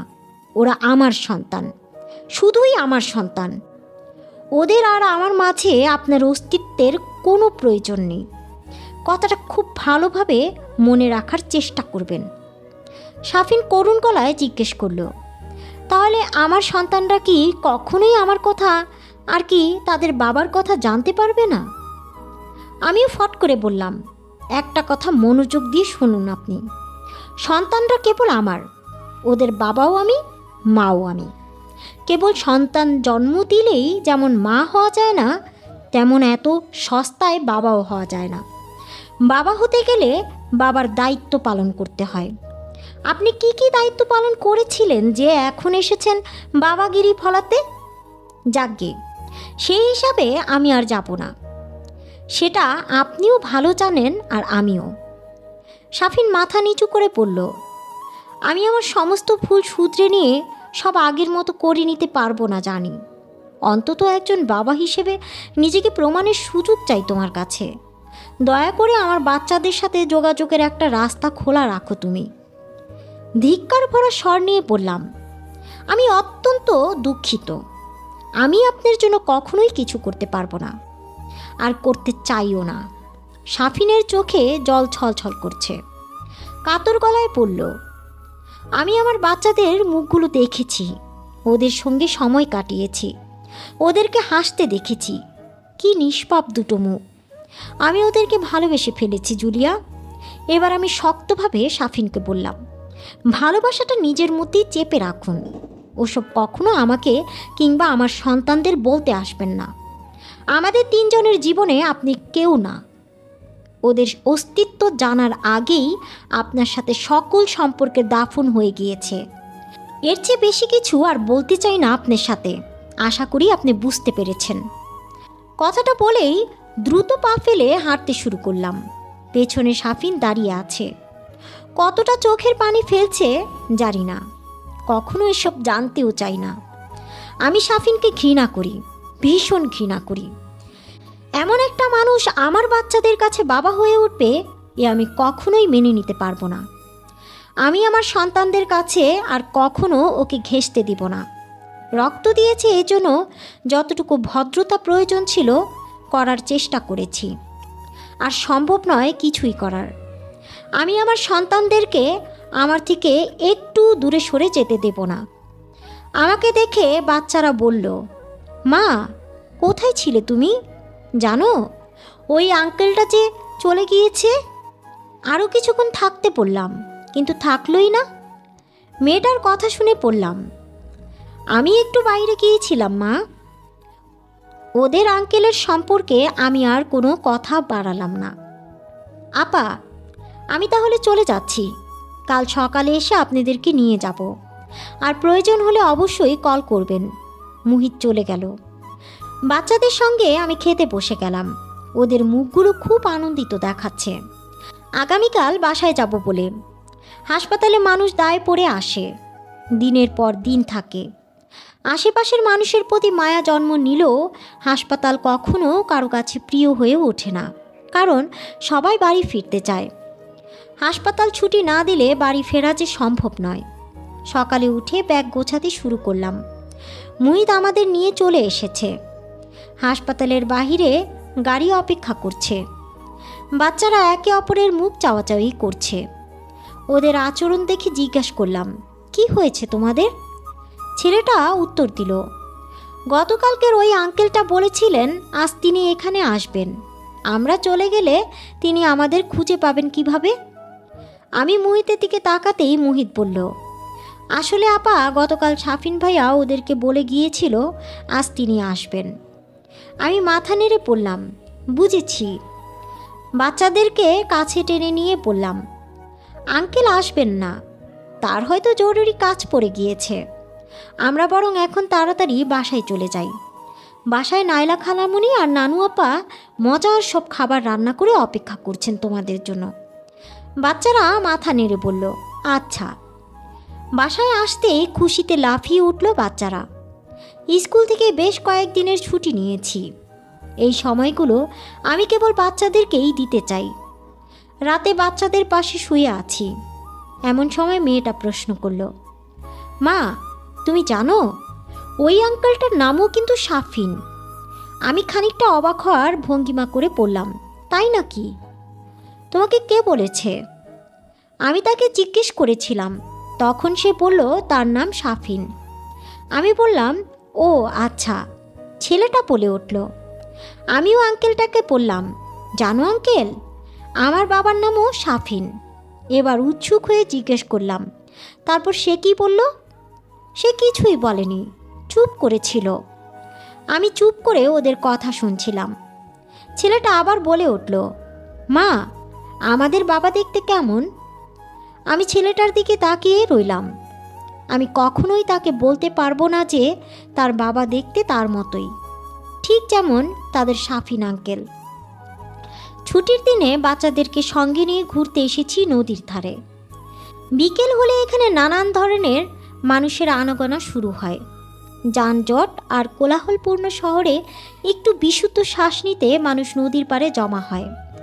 বাদামের খোসা ফেলে বাচ্চাদের হাতে বাদাম তুলে দিচ্ছি আর ওরা মজা করে খাচ্ছে। এমন সময় হঠাৎ চোখে পড়ে কিছু দূরে বসে থাকা শাফিনের দিকে। শাফিনের পাশে এক ভদ্রমহিলা বসে আছেন। এখান থেকে তার চেহারা অতটা স্পষ্ট বোঝা না গেলেও অনুমান করলাম যে তিনিই হয়তো শাফিনের বর্তমান স্ত্রী। বাচ্চাদের নিয়ে এই মুহূর্তে স্থান পরিবর্তন করাটা খুব জরুরি মনে হলো। আমি ওদেরকে নিয়ে শাফিনের বিপরীত দিকে এগিয়ে যেতে লাগলাম, যাতে আমাদের দূরত্ব বেড়ে গেলে শাফিনের মুখটা বাচ্চাদের চোখে না পড়ে। মা, ওখানেই তো বসতে পারতাম। মেয়েটার কথার জবাবে পড়লাম। ওখানে থেকে ওই দিকটাই বেশি ভালো মনে হলো। আমরা বসে আবার বাদাম খেতে শুরু করলাম। আশেপাশে অনেক বাচ্চারা রয়েছে, তারা ছুটোছুটি করে বেড়াচ্ছে। সঙ্গে থাকা বাবা মায়েরা তাদের উপর কড়া নজর রাখছেন। হঠাৎ চোখে পড়ল সাইকেল নিয়ে আসা ছোট্ট মেয়েটা তার বাবার সাহায্যে সাইকেল চালানো শিখছে। সেদিকে চোখ পড়তেই বাচ্চারা আবদারে সুরে বলল, মা, আমাদেরকেও একটা সাইকেল কিনে দিবে? আমি মাথা নেড়ে পড়লাম, আর একটু বড় হও, অবশ্যই কিনে দিব। ওই মেয়েটা তো আমাদের থেকে ছোট, তাহলে আমাদের কেন আরও বড় হতে হবে? মেয়েটার বুদ্ধিদীপ্ত প্রশ্ন শুনে বললাম, তোমাদের মা আগে সাইকেল চালানো সম্পর্কে একটু শিখুক, তারপর তোমাদেরকে অবশ্যই কিনে দিবে। মা না শিখলে বাচ্চাদের কিভাবে শিখাবে বলো? ওরা চুপ করে রইল। তারপর বলল, আচ্ছা এবার তাহলে চলো বাসায় ফেরা যাক। বাচ্চারা সম্মতি দিলে উঠে পড়লাম। এমন সময় সাইকেল চালানো শিখতে আসা মেয়েটা সাইকেল নিয়ে পড়ে গেল। বাচ্চারা দৌড়ে গেল ওকে সাহায্য করার জন্য। আমিও এগিয়ে গেলাম ওদের দিকে। মেয়েটার বাবা এসে মেয়েটাকে কোলে তুলে নিয়ে চুমু খেলেন। তারপর আমার বাচ্চাদের দিকে তাকিয়ে হেসে প্রশ্ন করলেন, কি নাম তোমাদের? আমার ছেলেটা উত্তর দিয়ে পড়ল, আমার নাম মিরান আর ওর নাম মেহরিমা। ভদ্রলোক জবাবে বললেন, বাহ, খুব সুন্দর নাম তো। আমার বাচ্চারা বলল, ধন্যবাদ। ভদ্রলোক আমার দিকে তাকিয়ে হেসে দিলেন। আমি তার কোলে থাকা বাচ্চাটাকে প্রশ্ন করলাম, মামুনি, বেশি ব্যথা পেয়েছ? মেয়েটা মাথা নেড়ে বলল, অল্প একটু। আমি বাচ্চাটিকে বললাম, তোমার নাম কি মামুনি? বাচ্চাটি জবাবে বলল, আমার নাম এশা। আমিও বাচ্চাটাকে বললাম, তোমার মতোই মিষ্টি তোমার নামটা। ভদ্রলোক মেহরিমা আর মিরানের দিকে তাকিয়ে বললেন, তোমাদের অনেক ধন্যবাদ। বাচ্চারা চুপ করে রইল। ভদ্রলোক আমার দিকে তাকিয়ে জিজ্ঞেস করলেন, ওরা কি টুইন? আমি মাথা নেড়ে বললাম, হুম। ভদ্রলোক বললেন, খুব মিষ্টি দুটো বাচ্চা আপনার। আমি হাসি মুখে বললাম, ধন্যবাদ। আমরা কথা বলতে বলতে হেঁটে চলেছি। কথায় কথায় জানতে পারলাম ভদ্রলোক এই এলাকায় নতুন। তার স্ত্রী বাচ্চা জন্ম দিতে গিয়ে মারা গিয়েছেন। মিষ্টি দেখতে মেয়েটা মা হারা। শুনে খুব খারাপ লাগলো। ভদ্রলোক বিদায় নিয়ে চলে গেলেন। আমি বাচ্চাদের হাত ধরে হাঁটছি। হঠাৎ মিরান চেঁচিয়ে বলে উঠল, মা, ওই যে দেখো শাফিন আঙ্কেল। থতমত হয়ে সামনে তাকিয়ে দেখি শাফিন আর তার স্ত্রী এদিকেই আসছে। আমি চুপচাপ বাচ্চাদের হাত ধরে হাঁটতে লাগলাম। ওরা শাফিনকে দেখে বেশ উৎসুক হয়ে আছে। শাফিনের সামনাসামনি পৌঁছতেই শাফিন থমকে দাঁড়ায়। বাচ্চাদের সঙ্গে কুশল বিনিময় শেষে নিজের স্ত্রীকে পরিচয় করিয়ে দিল। বাচ্চাদের সঙ্গে পরিচয় শেষে শাফিন তার স্ত্রীকে আমার সঙ্গে পরিচয় করাতে বলল। আর উনি হলেন বাচ্চাদের মা জুলিয়া। জুলিয়া নামটা শোনা মাত্রই শাফিনের স্ত্রী চমকে উঠল। তার চমকে যাওয়া মুখটা দেখে নিশ্চিত হলাম তিনি বিগত কয়েকদিনের ঘটনা সম্পর্কে অবগত ছিলেন না। চমকে যাওয়া মুখটাকে স্বাভাবিক করতেই তিনি বললেন, জুলিয়া আপা, আমি লতা। জোর করা হাসি মুখ দেখিয়ে পড়লাম, পরিচয় হয়ে ভালো লাগলো। বাচ্চারা শাফিনের সঙ্গে কথোপকথন চালিয়ে যাচ্ছে। আমি তাদের থেকে একটু দূরে দাঁড়িয়ে আছি। শাফিনের স্ত্রী লতা এসে আমার পাশে দাঁড়ায়। বিস্ময় ভরা চোখে আমার মুখের দিকে তাকিয়ে বললেন, আপনিই তাহলে সেই জুলিয়া? আমি তার মুখের দিকে এক পলক তাকিয়ে বললাম, জি, আমিই আপনার স্বামীর প্রাক্তন স্ত্রী। আপনার কথা অনেক শুনেছি শাফিনদের বাড়িতে এসে। আমিও শাফিনের স্ত্রীকে বললাম, কেন, এ বাড়িতে আসার আগে শুনেননি? শাফিনের স্ত্রী বলল, জানতাম শাফিন বিবাহিত, তবে আপনার সম্পর্কে এত কিছু জানতাম না। আমিও একটু হালকা রাগ নিয়ে বললাম, আমার মনে হয় আপনি জানার চেষ্টাও করেননি। আমার কথায় অপমান বোধ অনুভব করে লতা বললেন, শাফিন বলেনি তাই আর জানতেও চাইনি। প্রয়োজনীয় হলে নিশ্চয়ই বলতো। খানিক চুপ থাকার পরে বললাম, তা ঠিক বলেছেন। তখন আমি শাফিনের কাছে অপ্রয়োজনীয় ছিলাম। ভেতরে ভেতরে আমাকে লতা হিংসা করছে। সাথে তার মুখ দেখেই বোঝা যাচ্ছে ভেতরের খবর লুকাতে সবাই পারদর্শী হয় না। কেউ কেউ চাইলেও ভেতরের আমিকে লুকাতে পারে না। চোখে মুখে হিংসা নিয়ে লতা বললেন, তখন আর এখনের মধ্যে কি কোনো পার্থক্য আছে? আমাকে ছোট করার জন্যই কথাটা লতা বলেছেন। তাচ্ছিলের হাসি হেসে বললাম, আমি তো ভেবেছিলাম আমিই বোধহয় ব্যর্থ স্ত্রী ছিলাম, তাই স্বামীর মনের খবর রাখতে সক্ষম হইনি। কিন্তু এখন তো মনে হচ্ছে আপনিও ব্যর্থ স্ত্রী। কথাটা গায়ে লাগলো লতার। প্রথম দেখাতেই আমাদের এমন কড়া আলাপ জমে উঠবে ভাবিনি কখনো। লতার চোখে মুখে জ্বলছে আগুন। সে আগুনে সাফিন পানি না ঢাললে জ্বলে পুড়ে ছাই হয়ে যেতে পারে দুজনেই। বাচ্চাদের নিয়ে বাসার দিকে রওনা হলাম। সাফিনের প্রতি বাচ্চাদের এত আগ্রহ আমাকে মাঝে মধ্যে বিরক্ত করছিল, তাই বলে বাচ্চাদের প্রতি চড়াও হতে পারি না। আমি ওদেরকে ভালোবাসি। ওরা কষ্ট পাক, মন খারাপ করুক, আমাকে ভুল ভাবুক, আমি কখনোই চাই না। আবার এত ছোট বয়সে আমি ওদের মাথায় আমার বিষাক্ত অতীতের সকল স্মৃতি চাপিয়েও দিতে পারি না। ওরা বড় হলে একদিন ওরা সবটা জানতে পারবে, তখন নিশ্চয় ওরা ওদের মাকে বুঝতে পারবে আরও ভালো করে। সকালে স্কুলের উদ্দেশ্যে বেরিয়ে পড়লাম। স্কুলের গেটের সামনে পৌঁছতেই দেখি গতকালকের ভদ্রলোক আর তার মিষ্টি দেখতে মেয়ে এশাকে সাথে নিয়ে স্কুলে প্রবেশ করছেন। রিক্সা থেকে নেমে এশা বলে ডাক দিতেই ভদ্রলোক আর তার আদুরে মেয়েটা পেছন ঘুরে তাকায়। আপনি এখানে? ভদ্রলোকের করা প্রশ্নের জবাবে বললাম, আমারও তো একই প্রশ্ন, আপনারা এখানে? ভদ্রলোক হেসে উঠে বললেন, মেয়েকে ভর্তি করাতে এসেছিলাম। আর আপনি? আমি মুচকি হেসে বললাম, তাহলে আমি আপনার মেয়ের হবু শিক্ষিকা। লোকটি বলল, ও আচ্ছা, আপনি তাহলে এখানকার শিক্ষিকা? আমিও প্রশ্নের উত্তরে বললাম, জি হ্যাঁ। এবার লোকটা স্বস্তির একটা নিঃশ্বাস নিয়ে বলল, খুব উপকার হলো গতকালই পরিচয়টা হয়ে। দুশ্চিন্তায় ছিলাম মেয়েটা এখানে মানিয়ে নিতে পারবে কিনা। যেহেতু আপনাকেও চেনে, তো এখন মনে হচ্ছে খুব বেশি সমস্যা হবে না। হেসে বললাম, দুশ্চিন্তা করার দরকার নেই, চলুন ভিতরে যাওয়া যাক। এশাকে ভর্তির বিষয়ে সহযোগিতা করার সময় জানতে পারি ভদ্রলোকের নাম এহসান।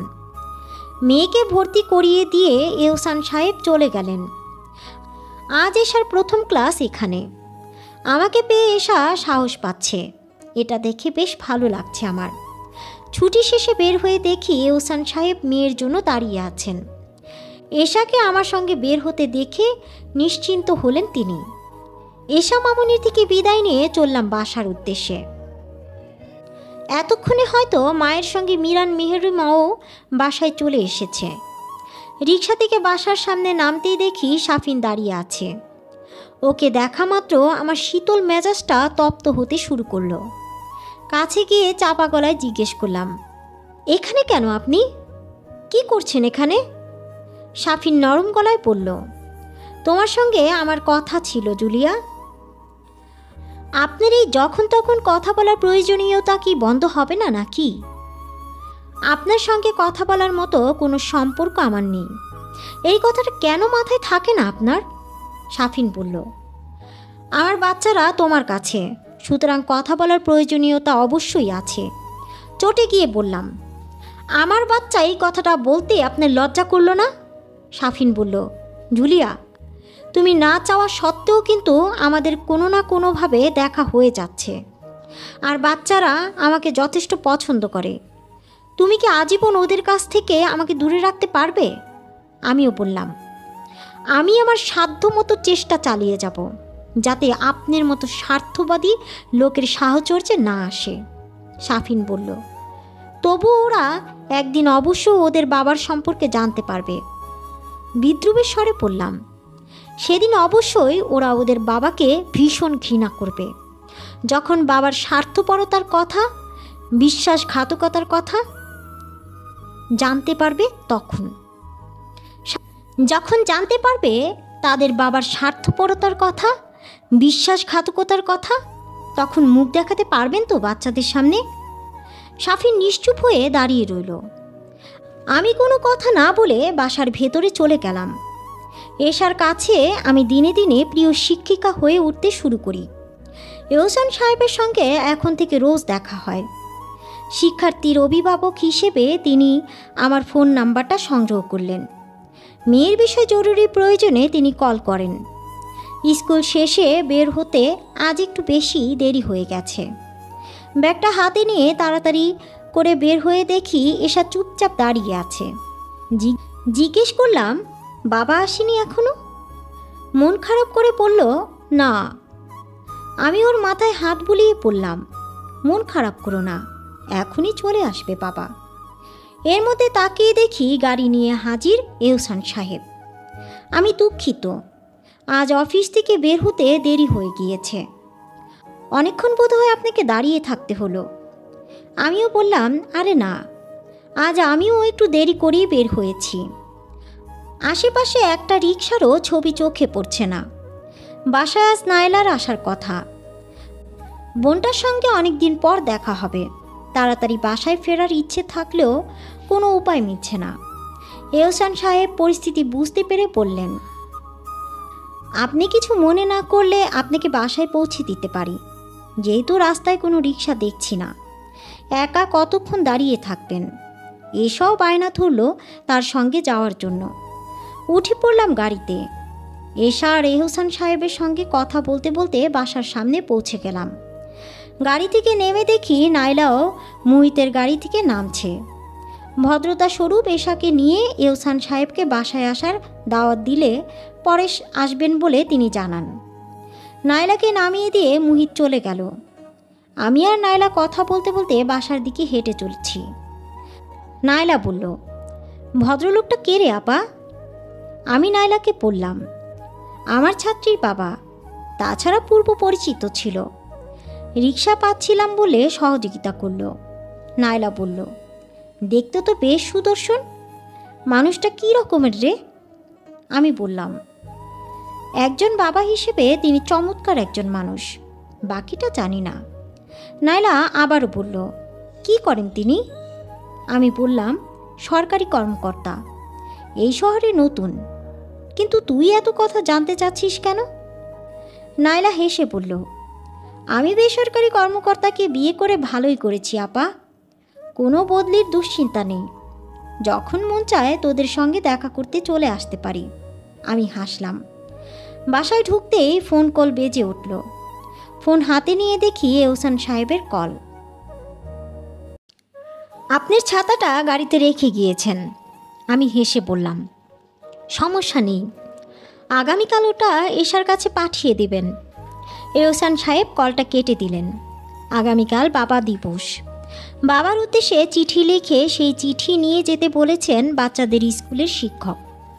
বাচ্চারা মন খারাপ করে আমার কাছে এসে বলল, মা, আমাদের বাবা তো আমাদের সঙ্গে থাকে না, আমরা তাকে নিয়ে কিভাবে চিঠি লিখব তাহলে? বাচ্চাদের মন খারাপ করতে দেখে বললাম, তোমাদের বাবা তোমাদের সঙ্গে থাকলে কি কি করতেন? তোমরা কি করতে?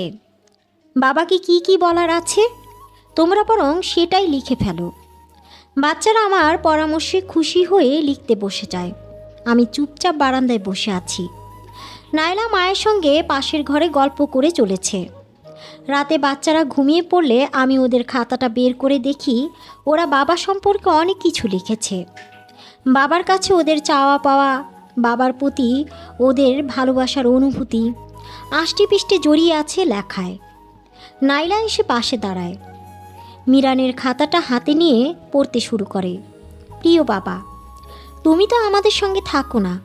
তুমি কেন আমাদের সঙ্গে থাকো না? থাকলে কত ভালো হতো। পাশের বাড়ির তুর্যের মতো আমাকে রোজ চকলেট কিনে দিতে বলতাম না। আমাদের ক্লাসের জিসান আর রোহানের মতো আমি তোমার ফোনটাকে গেমস খেলে নষ্ট করে ফেলতাম না। তুমি নিষেধ করলে সেই কাজ আর কখনো করতাম না। সবার বাবা সবার সঙ্গে থাকে, তুমি কেন আমাদের সঙ্গে থাকো না বাবা? রোহান বলে, তোমাদের বাবা তোমাদেরকে ভালোবাসে না, তাই তোমাদের সঙ্গেও থাকে না। তাহলে ওর কথা কি ঠিক বাবা? খাতাটা রেখে নাইলা দীর্ঘশ্বাস ছেড়ে বলল, দেখেছিস আপা, বাবাকে বাচ্চারা কতটা মিস করে। ওদের আসলেই বাবার প্রয়োজন। আমিও ওদের বাবা। ওটা মুখে বলা যায় আপা, কিন্তু বাবার সব দায়িত্ব মা হয়ে পালন করা যায় না। রেগে বললাম, তো এখন কি তাহলে বাচ্চাদেরকে ওই দায়িত্বহীন বাবার কাছে পাঠিয়ে দেব? অবশ্যই না আপা। আমি চাই তুই আবার একবার নতুন করে ভাবতে শুরু কর। এত বছর যখন কাউকে প্রয়োজন পড়েনি, আগামীতেও পড়বে না। নাইলা চুপ করে চলে গেল। আমি বাচ্চাদের পাশে শুয়ে পড়লাম। আমি আমার বাচ্চাদের জন্য আসলেই কি যথেষ্ট না? প্রশ্নটা ঘুরতে থাকে মস্তিষ্কের ভেতর। ভাবতে ভাবতে কখন যে ঘুমে তলিয়ে গেলাম বুঝতেই পারিনি। স্কুলে গেলে এসা দৌড়ে এসে ছাতাটা হাতে দিল। মেয়েটার চোখ মুখ জুড়ে মায়ার ছড়াছড়ি। ওর মুখের দিকে তাকালে তাকিয়েই থাকতে ইচ্ছে করে। যখন মেয়েটা খিলখিল করে হেসে ওঠে, আমি তখন চুপ করে তাকিয়ে দেখি। স্কুল থেকে বের হয়ে দেখি এহসান সাহেব আর এশা দাঁড়িয়ে আছে। আমাকে দেখে একগাল হেসে এগিয়ে এসে তিনি বললেন, আপনার জন্যই আমরা অপেক্ষা করছিলাম। কেন? আজ এশার জন্মদিন। এশা চাচ্ছিল আপনি মিরান আর মেহরিমাকে সঙ্গে নিয়ে আমাদের বাড়িতে আসুন। আপনারা এলে আমরা খুব বেশি খুশি হতাম। আমি এশার দিকে তাকিয়ে হেসে বললাম, আজ এই মিষ্টি মেয়েটার জন্মদিন? আমাকে তো একবারও বলল না মেয়েটা। এশা খিলখিল করে হেসে উঠল। আমি বললাম, শুভ জন্মদিন মামুনি। তুমি কিন্তু আসবে মিরান ভাইয়া আর মেহরুমা আপুকে নিয়ে। না এলে আমি খুব কষ্ট পাব। মেয়েটার গাল ফুলিয়ে বলা কথা শুনে হেসে উঠলাম। তুমি কষ্ট পাও, সেই কাজ কি আমি করতে পারি? অবশ্যই যাব। সন্ধ্যায় দেখা হচ্ছে তাহলে।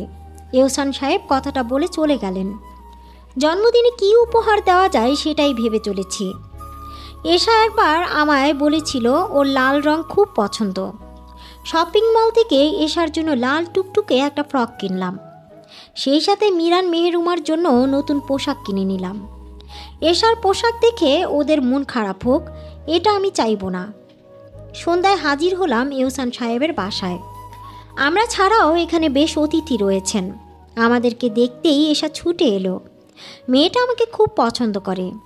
এই কারণেই বোধহয় মেয়েটার প্রতি আমার রোজ আরও বেশি মায়া জন্ম নেয়। এহসান সাহেবের বাড়িটা ঘুরে দেখলাম। স্ত্রীকে তিনি এখনও খুব ভালোবাসেন বোঝা যাচ্ছে। দেয়ালে তাদের দুজনের ছবি ঝুলছে। আমি সেদিকে তাকিয়ে আছি। পাশে এসে দাঁড়ায় এহসান সাহেব। এই ছবিটা আমাদের বিবাহের প্রথম বছরে তোলা। মনে হয় এই তো সেদিন, কিন্তু কেটে গিয়েছে অনেকগুলো বছর। তারপরও মানুষটা একই রকমভাবে বিস্তার করছে আমার ভেতর। স্ত্রীর প্রতি এহসান সাহেবের ভালোবাসা আমাকে মুগ্ধ করলেও একটা দীর্ঘশ্বাস জাগিয়ে দিয়েছি ভিতরে। আমাকেও যদি এতটা ভালোবাসতো সাফিন, তাহলে আজ আমাদের সন্তানরাও তাদের বাবার সঙ্গে থাকতে পারত। দীর্ঘশ্বাস ফেলে তাকিয়ে এশা আমার দেওয়া লাল টুকটুকে জামাটা পরে মিরান আর মেহরুমার সঙ্গে ছুটে বেড়াচ্ছে। মেয়েটাকে পরীর মতো লাগছে দেখতে। অনুষ্ঠান শেষ হলে এহসান সাহেব আমাদেরকে বাড়ি অবধি পৌঁছে দিয়ে গেলেন। ইতিমধ্যে বাচ্চারা তাকে ভীষণ পছন্দ করতে শুরু করেছে। এহসান সাহেব আর এশাকে আমাদের বাসায় আসার জোরালো নিমন্ত্রণ দিয়ে এসেছে বাচ্চারা। আমিও সুর মেলালাম ওদের সঙ্গে। অপেক্ষা করতে পারলেন না আর তিনি। আগামী শুক্রবার আসবেন বলে নিশ্চিত করলেন এহসান সাহেব। রাতে মুঠোফোনে অচেনা নাম্বার থেকে আসা ফোন কল রিসিভ করতে ওপাশ থেকে বলল, আমি সাফিন বলছি। ক্লান্ত শরীরটা এবার বিরক্তিতে ছেয়ে গেল। কেন ফোন দিয়েছেন? বাচ্চাদের খবর জানতে। ওরা ভালো আছে? আমি কি আগামীকাল ওদের সঙ্গে একবার দেখা করতে পারি? অবশ্যই না। ফোনটা কেটে দিয়ে চুপ করে শুয়ে পড়লাম। এই মানুষটা দিন দিনে আরও বেশি অসহ্য হয়ে উঠছে আমার কাছে। দুপুরে খাওয়ার টেবিলে মা সাফিনকে নিয়ে কথা তুললেন। বাচ্চারা নায়লার বাসায়। এই সুযোগটাই মা কাজে লাগাতে চাচ্ছেন বুঝতে কষ্ট হলো না। হঠাৎ সাফিনের কথাই বা কেন তুললে? গতকাল বিকেলে হাঁটতে বের হয়েছিলাম, তখন ছেলেটার সঙ্গে দেখা হয়েছিল। তো আমি ওকে বলেছি আমার নাতি নাতনির প্রতি ওর উতলে ওঠা দরদের পরিমাণটা কমাতে। আরও বলেছি। কথাটা শেষ না করে মা আমার দিকে তাকিয়ে রইলেন। আরও কি বলেছে? মা আমতা আমতা করে পড়লেন। বলেছি আমি তোর জন্য পাত্র ঠিক করেছি, তোকে আমরা বিয়ে দেব। হাতে থাকা ভাতের লোকমাটা প্লেটে রেখে বললাম, এসব কেন বলতে গেলে মা? যাতে ও তোর আশা ছেড়ে দেয়। সাফিন আমার আশা এমনিতেও করে না মা, কারণ ও ভালো করে জানে আমাকে আরও কোনো দিন ফিরে পাবে না। কিন্তু তুমি এসব বলতে গেলে কেন? বলবো না তো কি করব? আমি তো তোকে বিয়ে দিতেই চাই, শুধু তুই রাজি হস না। কম পাত্র দেখিয়েছি বল? এভাবে জীবন পার করা যায়? বাচ্চাদেরও তো বাবার সঙ্গের প্রয়োজন। ওদের জন্য হলেও তো তোর বিয়ে করা উচিত। খাবার প্লেটটা সরিয়ে রেখে আমি উঠে পড়লাম। ইদানিং সবাই আমার বিয়ে নিয়ে বেশি চিন্তিত হয়ে পড়ছে। এসবের কারণ ওই শাফিন। ওর এই হঠাৎ আগমন সবাইকে চিন্তায় ফেলছে। বাসায় আজ রান্নার আয়োজন অনেক। সন্ধ্যায় এহসান সাহেব আর এসা আসবে। মা তো খুব উৎসুক হয়ে আছে এহসান সাহেবকে দেখার জন্য। মায়ের এত আগ্রহ দেখে মনে সন্দেহ তৈরি হলো। মাকে সাবধান করতে বললাম, খবরদার মা, এমন কোনো কথা বলো না যাতে আমি ছোট হয়ে যাই। উনি তার স্ত্রীকে এখনও খুব ভালোবাসেন, কথাটা মাথায় রেখো কিন্তু। মা আমার কথাটা অতটা গুরুত্বের সঙ্গে ভেবেছে বলে মনে হলো না। নায়লা রান্নাঘরে খাবারগুলো চেক করছে। কলিং বেলের আওয়াজ শুনে দরজা খুলে দেখি মুহিত চলে এসেছে। আমরা সবাই একসঙ্গে খেতে বসেছি। এহসানকে পেয়ে বাচ্চারা খুব খুশি। মা বারবার এহসান সাহেবকে খুঁচিয়ে খুঁচিয়ে নানান প্রশ্নের উত্তর জানার চেষ্টা করে চলেছেন। খেতে খেতে মুহিত আর নায়লার সঙ্গে এহসান সাহেবের আলাপটাও বেশ জমে উঠেছে। ছেলেটা খুব ভালো। মায়ের হাসি মুখের নিচে লুকিয়ে থাকা আসল উদ্দেশ্যের কথা টের পেয়ে বললাম, বিয়ের আগে শাফিনকেও কিন্তু তোমার খুব ভালো ছেলে বলেই মনে হয়েছিল। মায়ের হাসি মাখাটা নিমিষেই চুপসে গেল। মুখ গোমরা করে রাগান্বিত গলায় বললেন, সব সময় কি আর মানুষ চিনতে ভুল হয় নাকি? মায়ের কথা সুর মেলাতে লেগে পড়ল নায়লা। এহসান সাহেবকে নিয়ে এবার কথা উঠতে থাকলো একের পর এক। আমি চাইলেও সে আলাপ বন্ধ করতে সক্ষম হলাম না। ব্যালকনিতে বসে আছি। নায়লা এসে বসলো পাশে। ক্ষোভ নিয়ে পড়ল, আপা, ওই শাফিন নামের মানুষটা এত অন্যায় করার পরেও কেন কোনো শাস্তি পাচ্ছে না বুঝি না। সেদিন রাস্তায় দেখা হয়েছিল, দেখে তো মনে হলো ভালোই আছে। আমি বললাম, মুখে হাসি দেখলেই সে ভালো আছে এমনটা ভাবা ঠিক না। আর কেউ না জানুক, আমি জানি শাফিন ভেতরে ভেতরে কতটা যন্ত্রণায় ভুগছে। সন্তানদেরকে ও খুব ভালোবাসে, কিন্তু সন্তানদেরকে সে কথা বলতে না পারার, নিজেকে প্রকাশ করতে না পারার যন্ত্রণা ওকে ভেতরে ভেতরে কুরে কুরে খায়। সে যদি বাচ্চাদেরকে সবটা বলে দেয় তখন? নায়লার আতঙ্কিত স্বরে করা প্রশ্নের উত্তরে বললাম, সে সাহস নেই শাফিনের। থাকলে এতদিন চুপ করে থাকতো না। ওর অপরাধ বোধ ওকে তাড়া করে বেড়ায় ভেতরে। নিজেকে মেলে ধরবে কোন সাহসে? নায়লা চুপ করে রইল। প্রসঙ্গ বদলে আমি অন্য প্রসঙ্গ নিয়ে কথা তুললাম। বাচ্চাদের নিয়ে অনেক দিন বাদে আবার ঘুরতে বের হয়েছি। নদীর পাড়ে গিয়ে বসতে শাফিনের সঙ্গে দেখা। আমি বুঝি না এই মানুষটার সঙ্গে আচমকা এভাবে দেখা হয়ে যায় কি করে। যাকে সবসময় দূরে রাখতে চাই সে কেন বারবার সামনে চলে আসে এভাবে। শাফিনের সঙ্গে আলাপ শেষে বাচ্চারা খেলতে শুরু করলো। শাফিন আমার মুখের দিকে তাকিয়ে হেসে বলল, তুমি না চাইলেও আমাদের দেখা ঠিক হয়ে যায় জুলিয়া। আমি হেসে উঠলাম। তারপর বিদ্রূপের স্বরে বললাম, এই দেখা হয়ে যাওয়াটাই তো আপনার জন্য শাস্তি শাফিন। আপনার চোখের সামনে আপনারই বাচ্চারা আপনাকে আঙ্কেল বলে ডাক পারে। আপনি আপনার বাচ্চাদেরকে কাছে পেয়েও বাবার আদরটা দিতে পারেন না। ওদের কাছে নিজেকে বাবা হিসেবে পরিচয় দিতে পারেন না। এর থেকে বড় শাস্তি আর কি হয়? শাফিন চুপ করে রইল। আমি আবার বলতে শুরু করলাম, যত দেখা হয় তত আপনার মায়া বাড়ে, আর ততই আপনি ভেতরে ভেতরে ছটফট করতে থাকেন অনুতাপে। বাচ্চাদের সঙ্গে কোনো দিন দেখা না হলে তো আপনি এই মানসিক অশান্তিটা পেতেন না শাফিন। শাফিন অপরাধীর মতো বলল, আমি কেবল ভুলগুলো শুধরে নিতে চাই। আপনি সব হারিয়ে এখন সব ফিরে পাওয়ার বৃথা স্বপ্ন দেখছেন। আপনি এখন চাইলেও সব ঠিক করে নিতে পারবেন না, কারণ সেই উপায় আপনি রাখেননি। শাফিন চুপ করে রইল। বাচ্চাদের নিয়ে আমি সামনে এগিয়ে গেলাম। বাচ্চারা এই নদীর পাড়টাকে খুব পছন্দ করে। চারিদিকে বাতাস বইছে। মনের মধ্যে সব ক্ষোভ চাপা দিতে চোখ বন্ধ করে লম্বা একটা শ্বাস নিয়ে চোখ মেলে পাশে তাকাতেই দেখি এহসান সাহেব। দেখা হয়ে গেল আপনাদের সঙ্গে এখানেও। এহসান সাহেবের কথা শুনে হেসে বললাম, হ্যাঁ তাই তো দেখছি। এসা কিন্তু বাসায় আপনার কথা খুব বলে। সারাদিন আমাকে নিয়ে ওর যতটা না কথা থাকে তার থেকে বেশি কথা থাকে আপনাকে নিয়ে। হেসে উঠলাম। তাহলে তো বলতে হবে শিক্ষিকা হিসেবে আমি সফল। এহসান সাহেব বললেন, তা তো অবশ্যই। আমি বললাম, এখানে রোজ আসা হয় নাকি? এহসান সাহেব বললেন, রোজ সময় করে উঠতে পারি না, তবে প্রায়ই আসা হয় আর কি। এশার সাইকেলটা নিয়ে মিরান চালানোর চেষ্টা করতেই ধপ করে পড়ে গেল।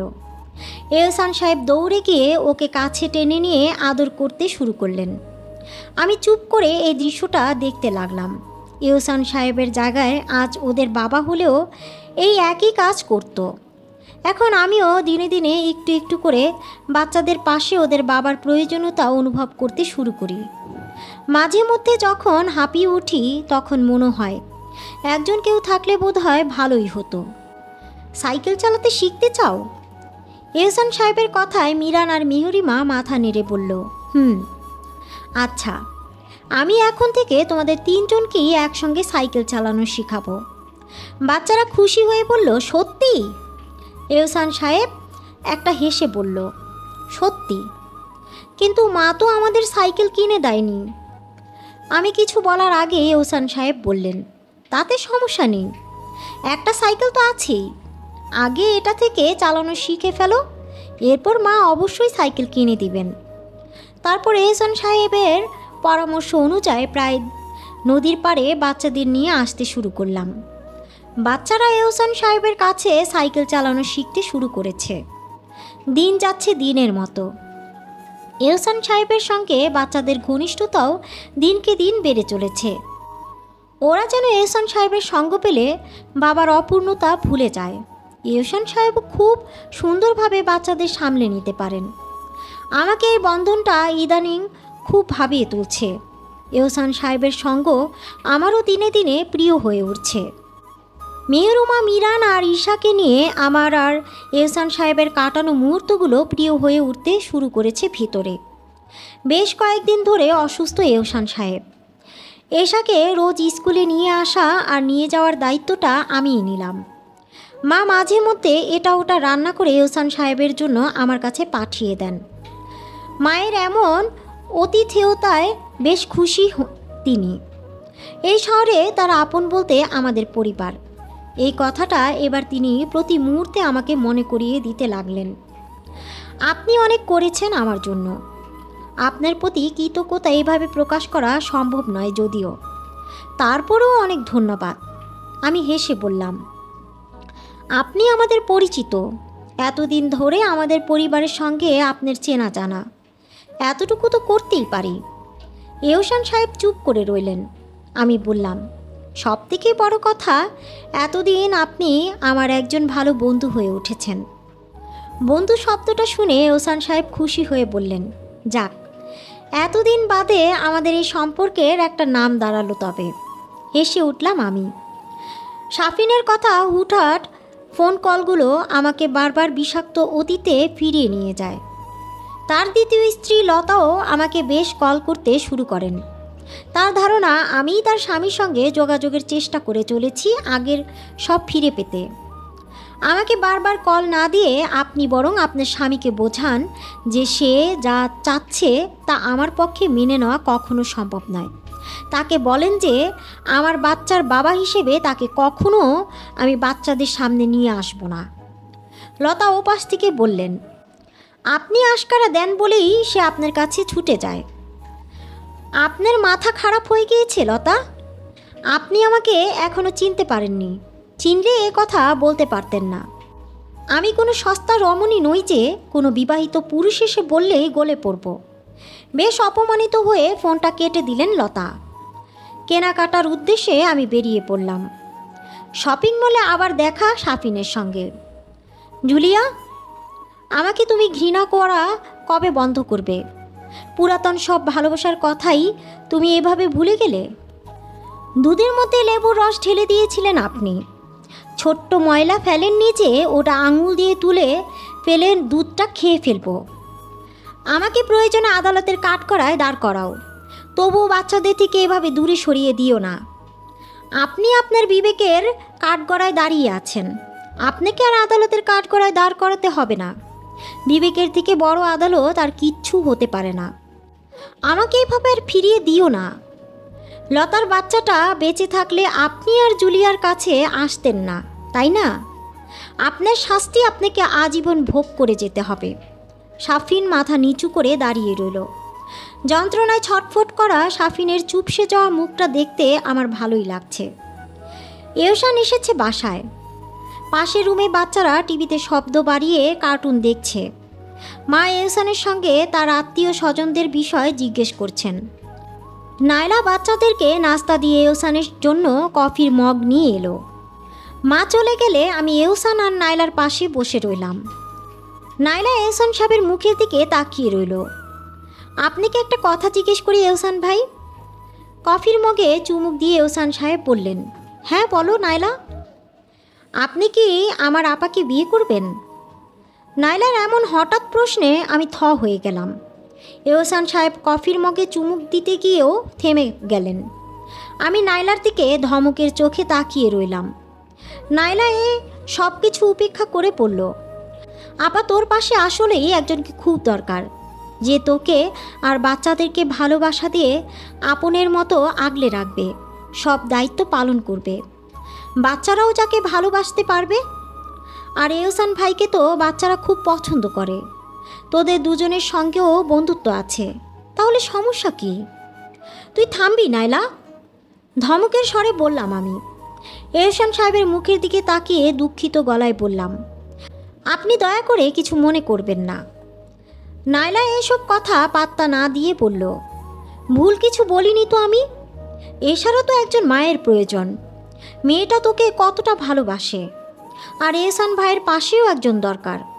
এভাবে একা একা হতাশা নিয়ে জীবন পার করার কোনো মানে হয়, যেখানে চাইলেই সুখে থাকার অপশন রয়েছে?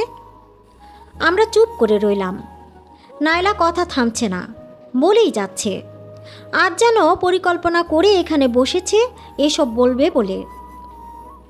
বাচ্চারা তাদের বাবা মায়ের পূর্ণতা অনুভব করে, এটা স্বীকার না করে পারবি তোরা আপা? ওদের জন্য এবং তোদের নিজেদের জন্য আমার মনে হয় তোরা এই বিষয়টা নিয়ে এবার ভাবতে পারিস। এহসান সাহেব কোনো কথা না বলে চুপচাপ এশাকে নিয়ে চলে গেলেন। আমিও চুপ হয়ে বসে রইলাম। এই মুহূর্তে নাইলার উপর ভীষণ রাগ হচ্ছে। হঠাৎই সব কিছু কেমন এলোমেলো হয়ে গেল, যেন সব স্তব্ধ হয়ে আছে। বাচ্চারা এহসান আর এশাকে খুব মিস করছে। অনেক দিন এহসান সাহেবের সঙ্গে কথা বা দেখা হয় না। এশাও আর বাড়িতে আসে না। সেদিনের পরের আমি কিংবা এহসান কেউ আর যোগাযোগের চেষ্টা করিনি। এশাকে প্রতিদিন ড্রাইভার এসে স্কুলে দিয়ে যায় আবার নিয়ে যায়। অনেকবার ভেবেছি মেয়েটাকে তার বাবার কথা জিজ্ঞেস করব, কিন্তু কোথাও গিয়ে যেন আটকে যাই। জিজ্ঞেস করা আর হয়ে ওঠে না। লতা এবার নতুন সুর ধরেছে। সাফিন তাকে পটিয়ে ফেলে নরম করতে সক্ষম হয়েছে বোঝাই যাচ্ছে। তার কথা, বাচ্চারা তো আপনার একার নয়, সাফিন আর আপনার দুজনের। আর বাচ্চাও তো একটা নয়, দুইটা। তাহলে একজনকে আপনি রাখেন আর বাকি একজনকে আমাদেরকে দিয়ে দেন। সেক্ষেত্রে আপনাকে অগ্রাধিকার দেওয়া হবে। আপনি মিরান, মেহরিমা যাকে পছন্দ রাখতে পারেন। আপনার বাছাই শেষে যে থাকবে তাকে আমরা নিয়ে আসব। আমি চটে গেলে তিনি বললেন, চিন্তা করবেন না, বাচ্চাকে আমরা আপনার থেকে কোনো অংশে কমে বড় করব না, বরং আরও ভালোভাবে মানুষ করব। মহিলার কথা শুনে গায়ে আগুন জ্বলে উঠল। নিজের বাচ্চা হারানোর শোকে আপনি বাচ্চা আর মা এই দুইটা জিনিসের মর্মার্থ ভুলে গিয়েছেন। আপনার মাথা আসলেই খারাপ হয়ে গিয়েছে। তা না হলে এমন একটা প্রস্তাব আপনি আমাকে দেওয়ার সাহস করতেন না। আপনি চাইলেই কি বাচ্চা জোর করে রাখতে পারবেন? আমিও দেখতে চাই আপনারা কিভাবে আমার থেকে আমার বাচ্চাদের আলাদা করেন। লতার কথায় দুশ্চিন্তায় পড়ে গিয়েছে বাসার সবাই। বাচ্চারা এখনও তাদের বাবার বিষয় কিছুই জানে না। আমি আমার একটা বাচ্চাকেও দূরে রাখতে পারবো না। আমি ওদেরকে নিজের চাইতে বেশি ভালোবাসি। বাচ্চাদেরকে এখন চোখের আড়াল করতেই ভয় হয়। ওদেরকে সারাদিন চোখে চোখে রাখতে পারলেই যেন স্বস্তি পাই। দুজনের কাউকে আমি কম ভালোবাসি না, দুজনকেই সমান ভালোবাসি। কেউ কারো থেকে কম নয় আমার কাছে। মা বারবার বলেছেন বিয়ের সিদ্ধান্ত নিতে। আমার হাতটা শক্ত করে কেউ ধরে রাখলে দুশ্চিন্তা থেকে কিছুটা মুক্তি মিলবে বলে নাইলার ধারণা। বেশ কয়েকটা বিয়ের প্রস্তাবও মা আর নাইলা মিলে জোগাড় করে ফেলেছি ইতিমধ্যে। আমি কি করব বুঝে উঠতে পারছি না। এহসানকে খুব মনে পড়ছে। তিনি আমার সব বিষয় জানতেন, আমাকে সবসময় নানান পরামর্শ দিয়ে সাহায্য করতেন। তার বুদ্ধিদীপ্ত পরামর্শ আমার দুশ্চিন্তার অবসান ঘটাতে সক্ষম হতো। কিন্তু আজ সে পাশে নেই, তাকে ফিরিয়ে আনাও সম্ভব নয়। নিজের স্বার্থে তাকে ব্যবহার করতে আমি পারবো না। তবু এশার কাছে তার বাবার কথা জানতে চাইলাম। এশা বলল তার বাবা নাকি অফিসের কাজে খুব ব্যস্ত থাকে। আমি আর কিছু বললাম না। নাইলার সেদিনের কথায় তিনি নিশ্চয়ই খুব রাগ করেছেন। নাইলাটা যে ওভাবে বলে বসবে এটা জানলে আমি সেদিন এহসান সাহেবকে দাওয়াতি করতাম না। সকালে ঘুম ভাঙতেই বাচ্চারা তাদের আঁকা কক্তগুলো ছবি আর লেখা চিঠি হাতে ধরিয়ে দিল। তারপর চিৎকার করে বলল, মা দিবসের শুভেচ্ছা তোমাকে। এখন বুঝতে পারলাম যে আজ মা দিবস। গতকাল স্কুলে যাইনি, তাই আজকের দিবস সম্পর্কে জানা হয়নি। বাচ্চাদেরকে কাছে ডেকে গালে চুমু খেলাম। ওরা আমাকে এতটা ভালোবাসা দিয়ে ভরিয়ে রেখেছে যে সব কঠিন পথ পাড়ি দিতেও সাহস পাই। তাড়াতাড়ি প্রস্তুত হয়ে স্কুলের উদ্দেশ্যে রওনা হলাম।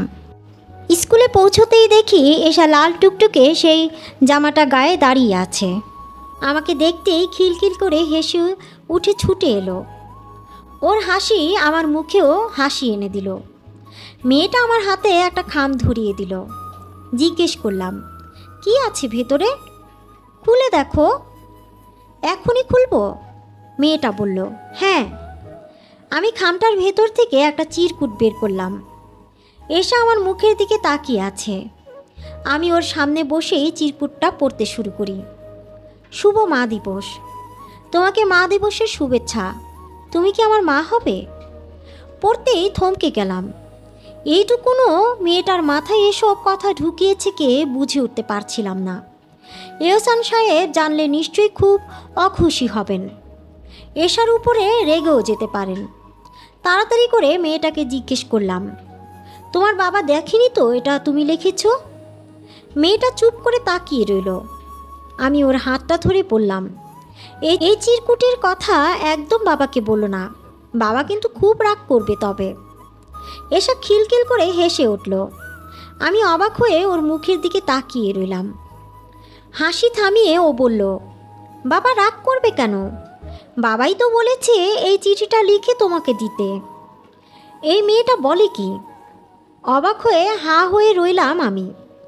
এহসান সাহেব এটা দিতে বলবে? বিশ্বাসই হচ্ছে না। আচমকা তাকিয়ে দেখি এহসান সাহেব এদিকেই আসছেন। মনে হচ্ছে আমার শরীরটা যেন শীতল হয়ে আসছে। সময় যাচ্ছে আনন্দে আনন্দে। এশা, মিরান আর মেয়রিমাকে নিয়ে আমি এবং এহসান এসেছি নদীর পাড়ে ঘুরতে। বাচ্চারা সাইকেল চালাতে শিখে গিয়েছে। তিনজনের এখন 3টে সাইকেল। আমরা হেঁটে চলেছি ফুরফুরে শীতল বাতাস গায়ে মেখে। লতা এবং সাফিনের সঙ্গে দেখা হতেই বাচ্চারা দৌড়ে গেল।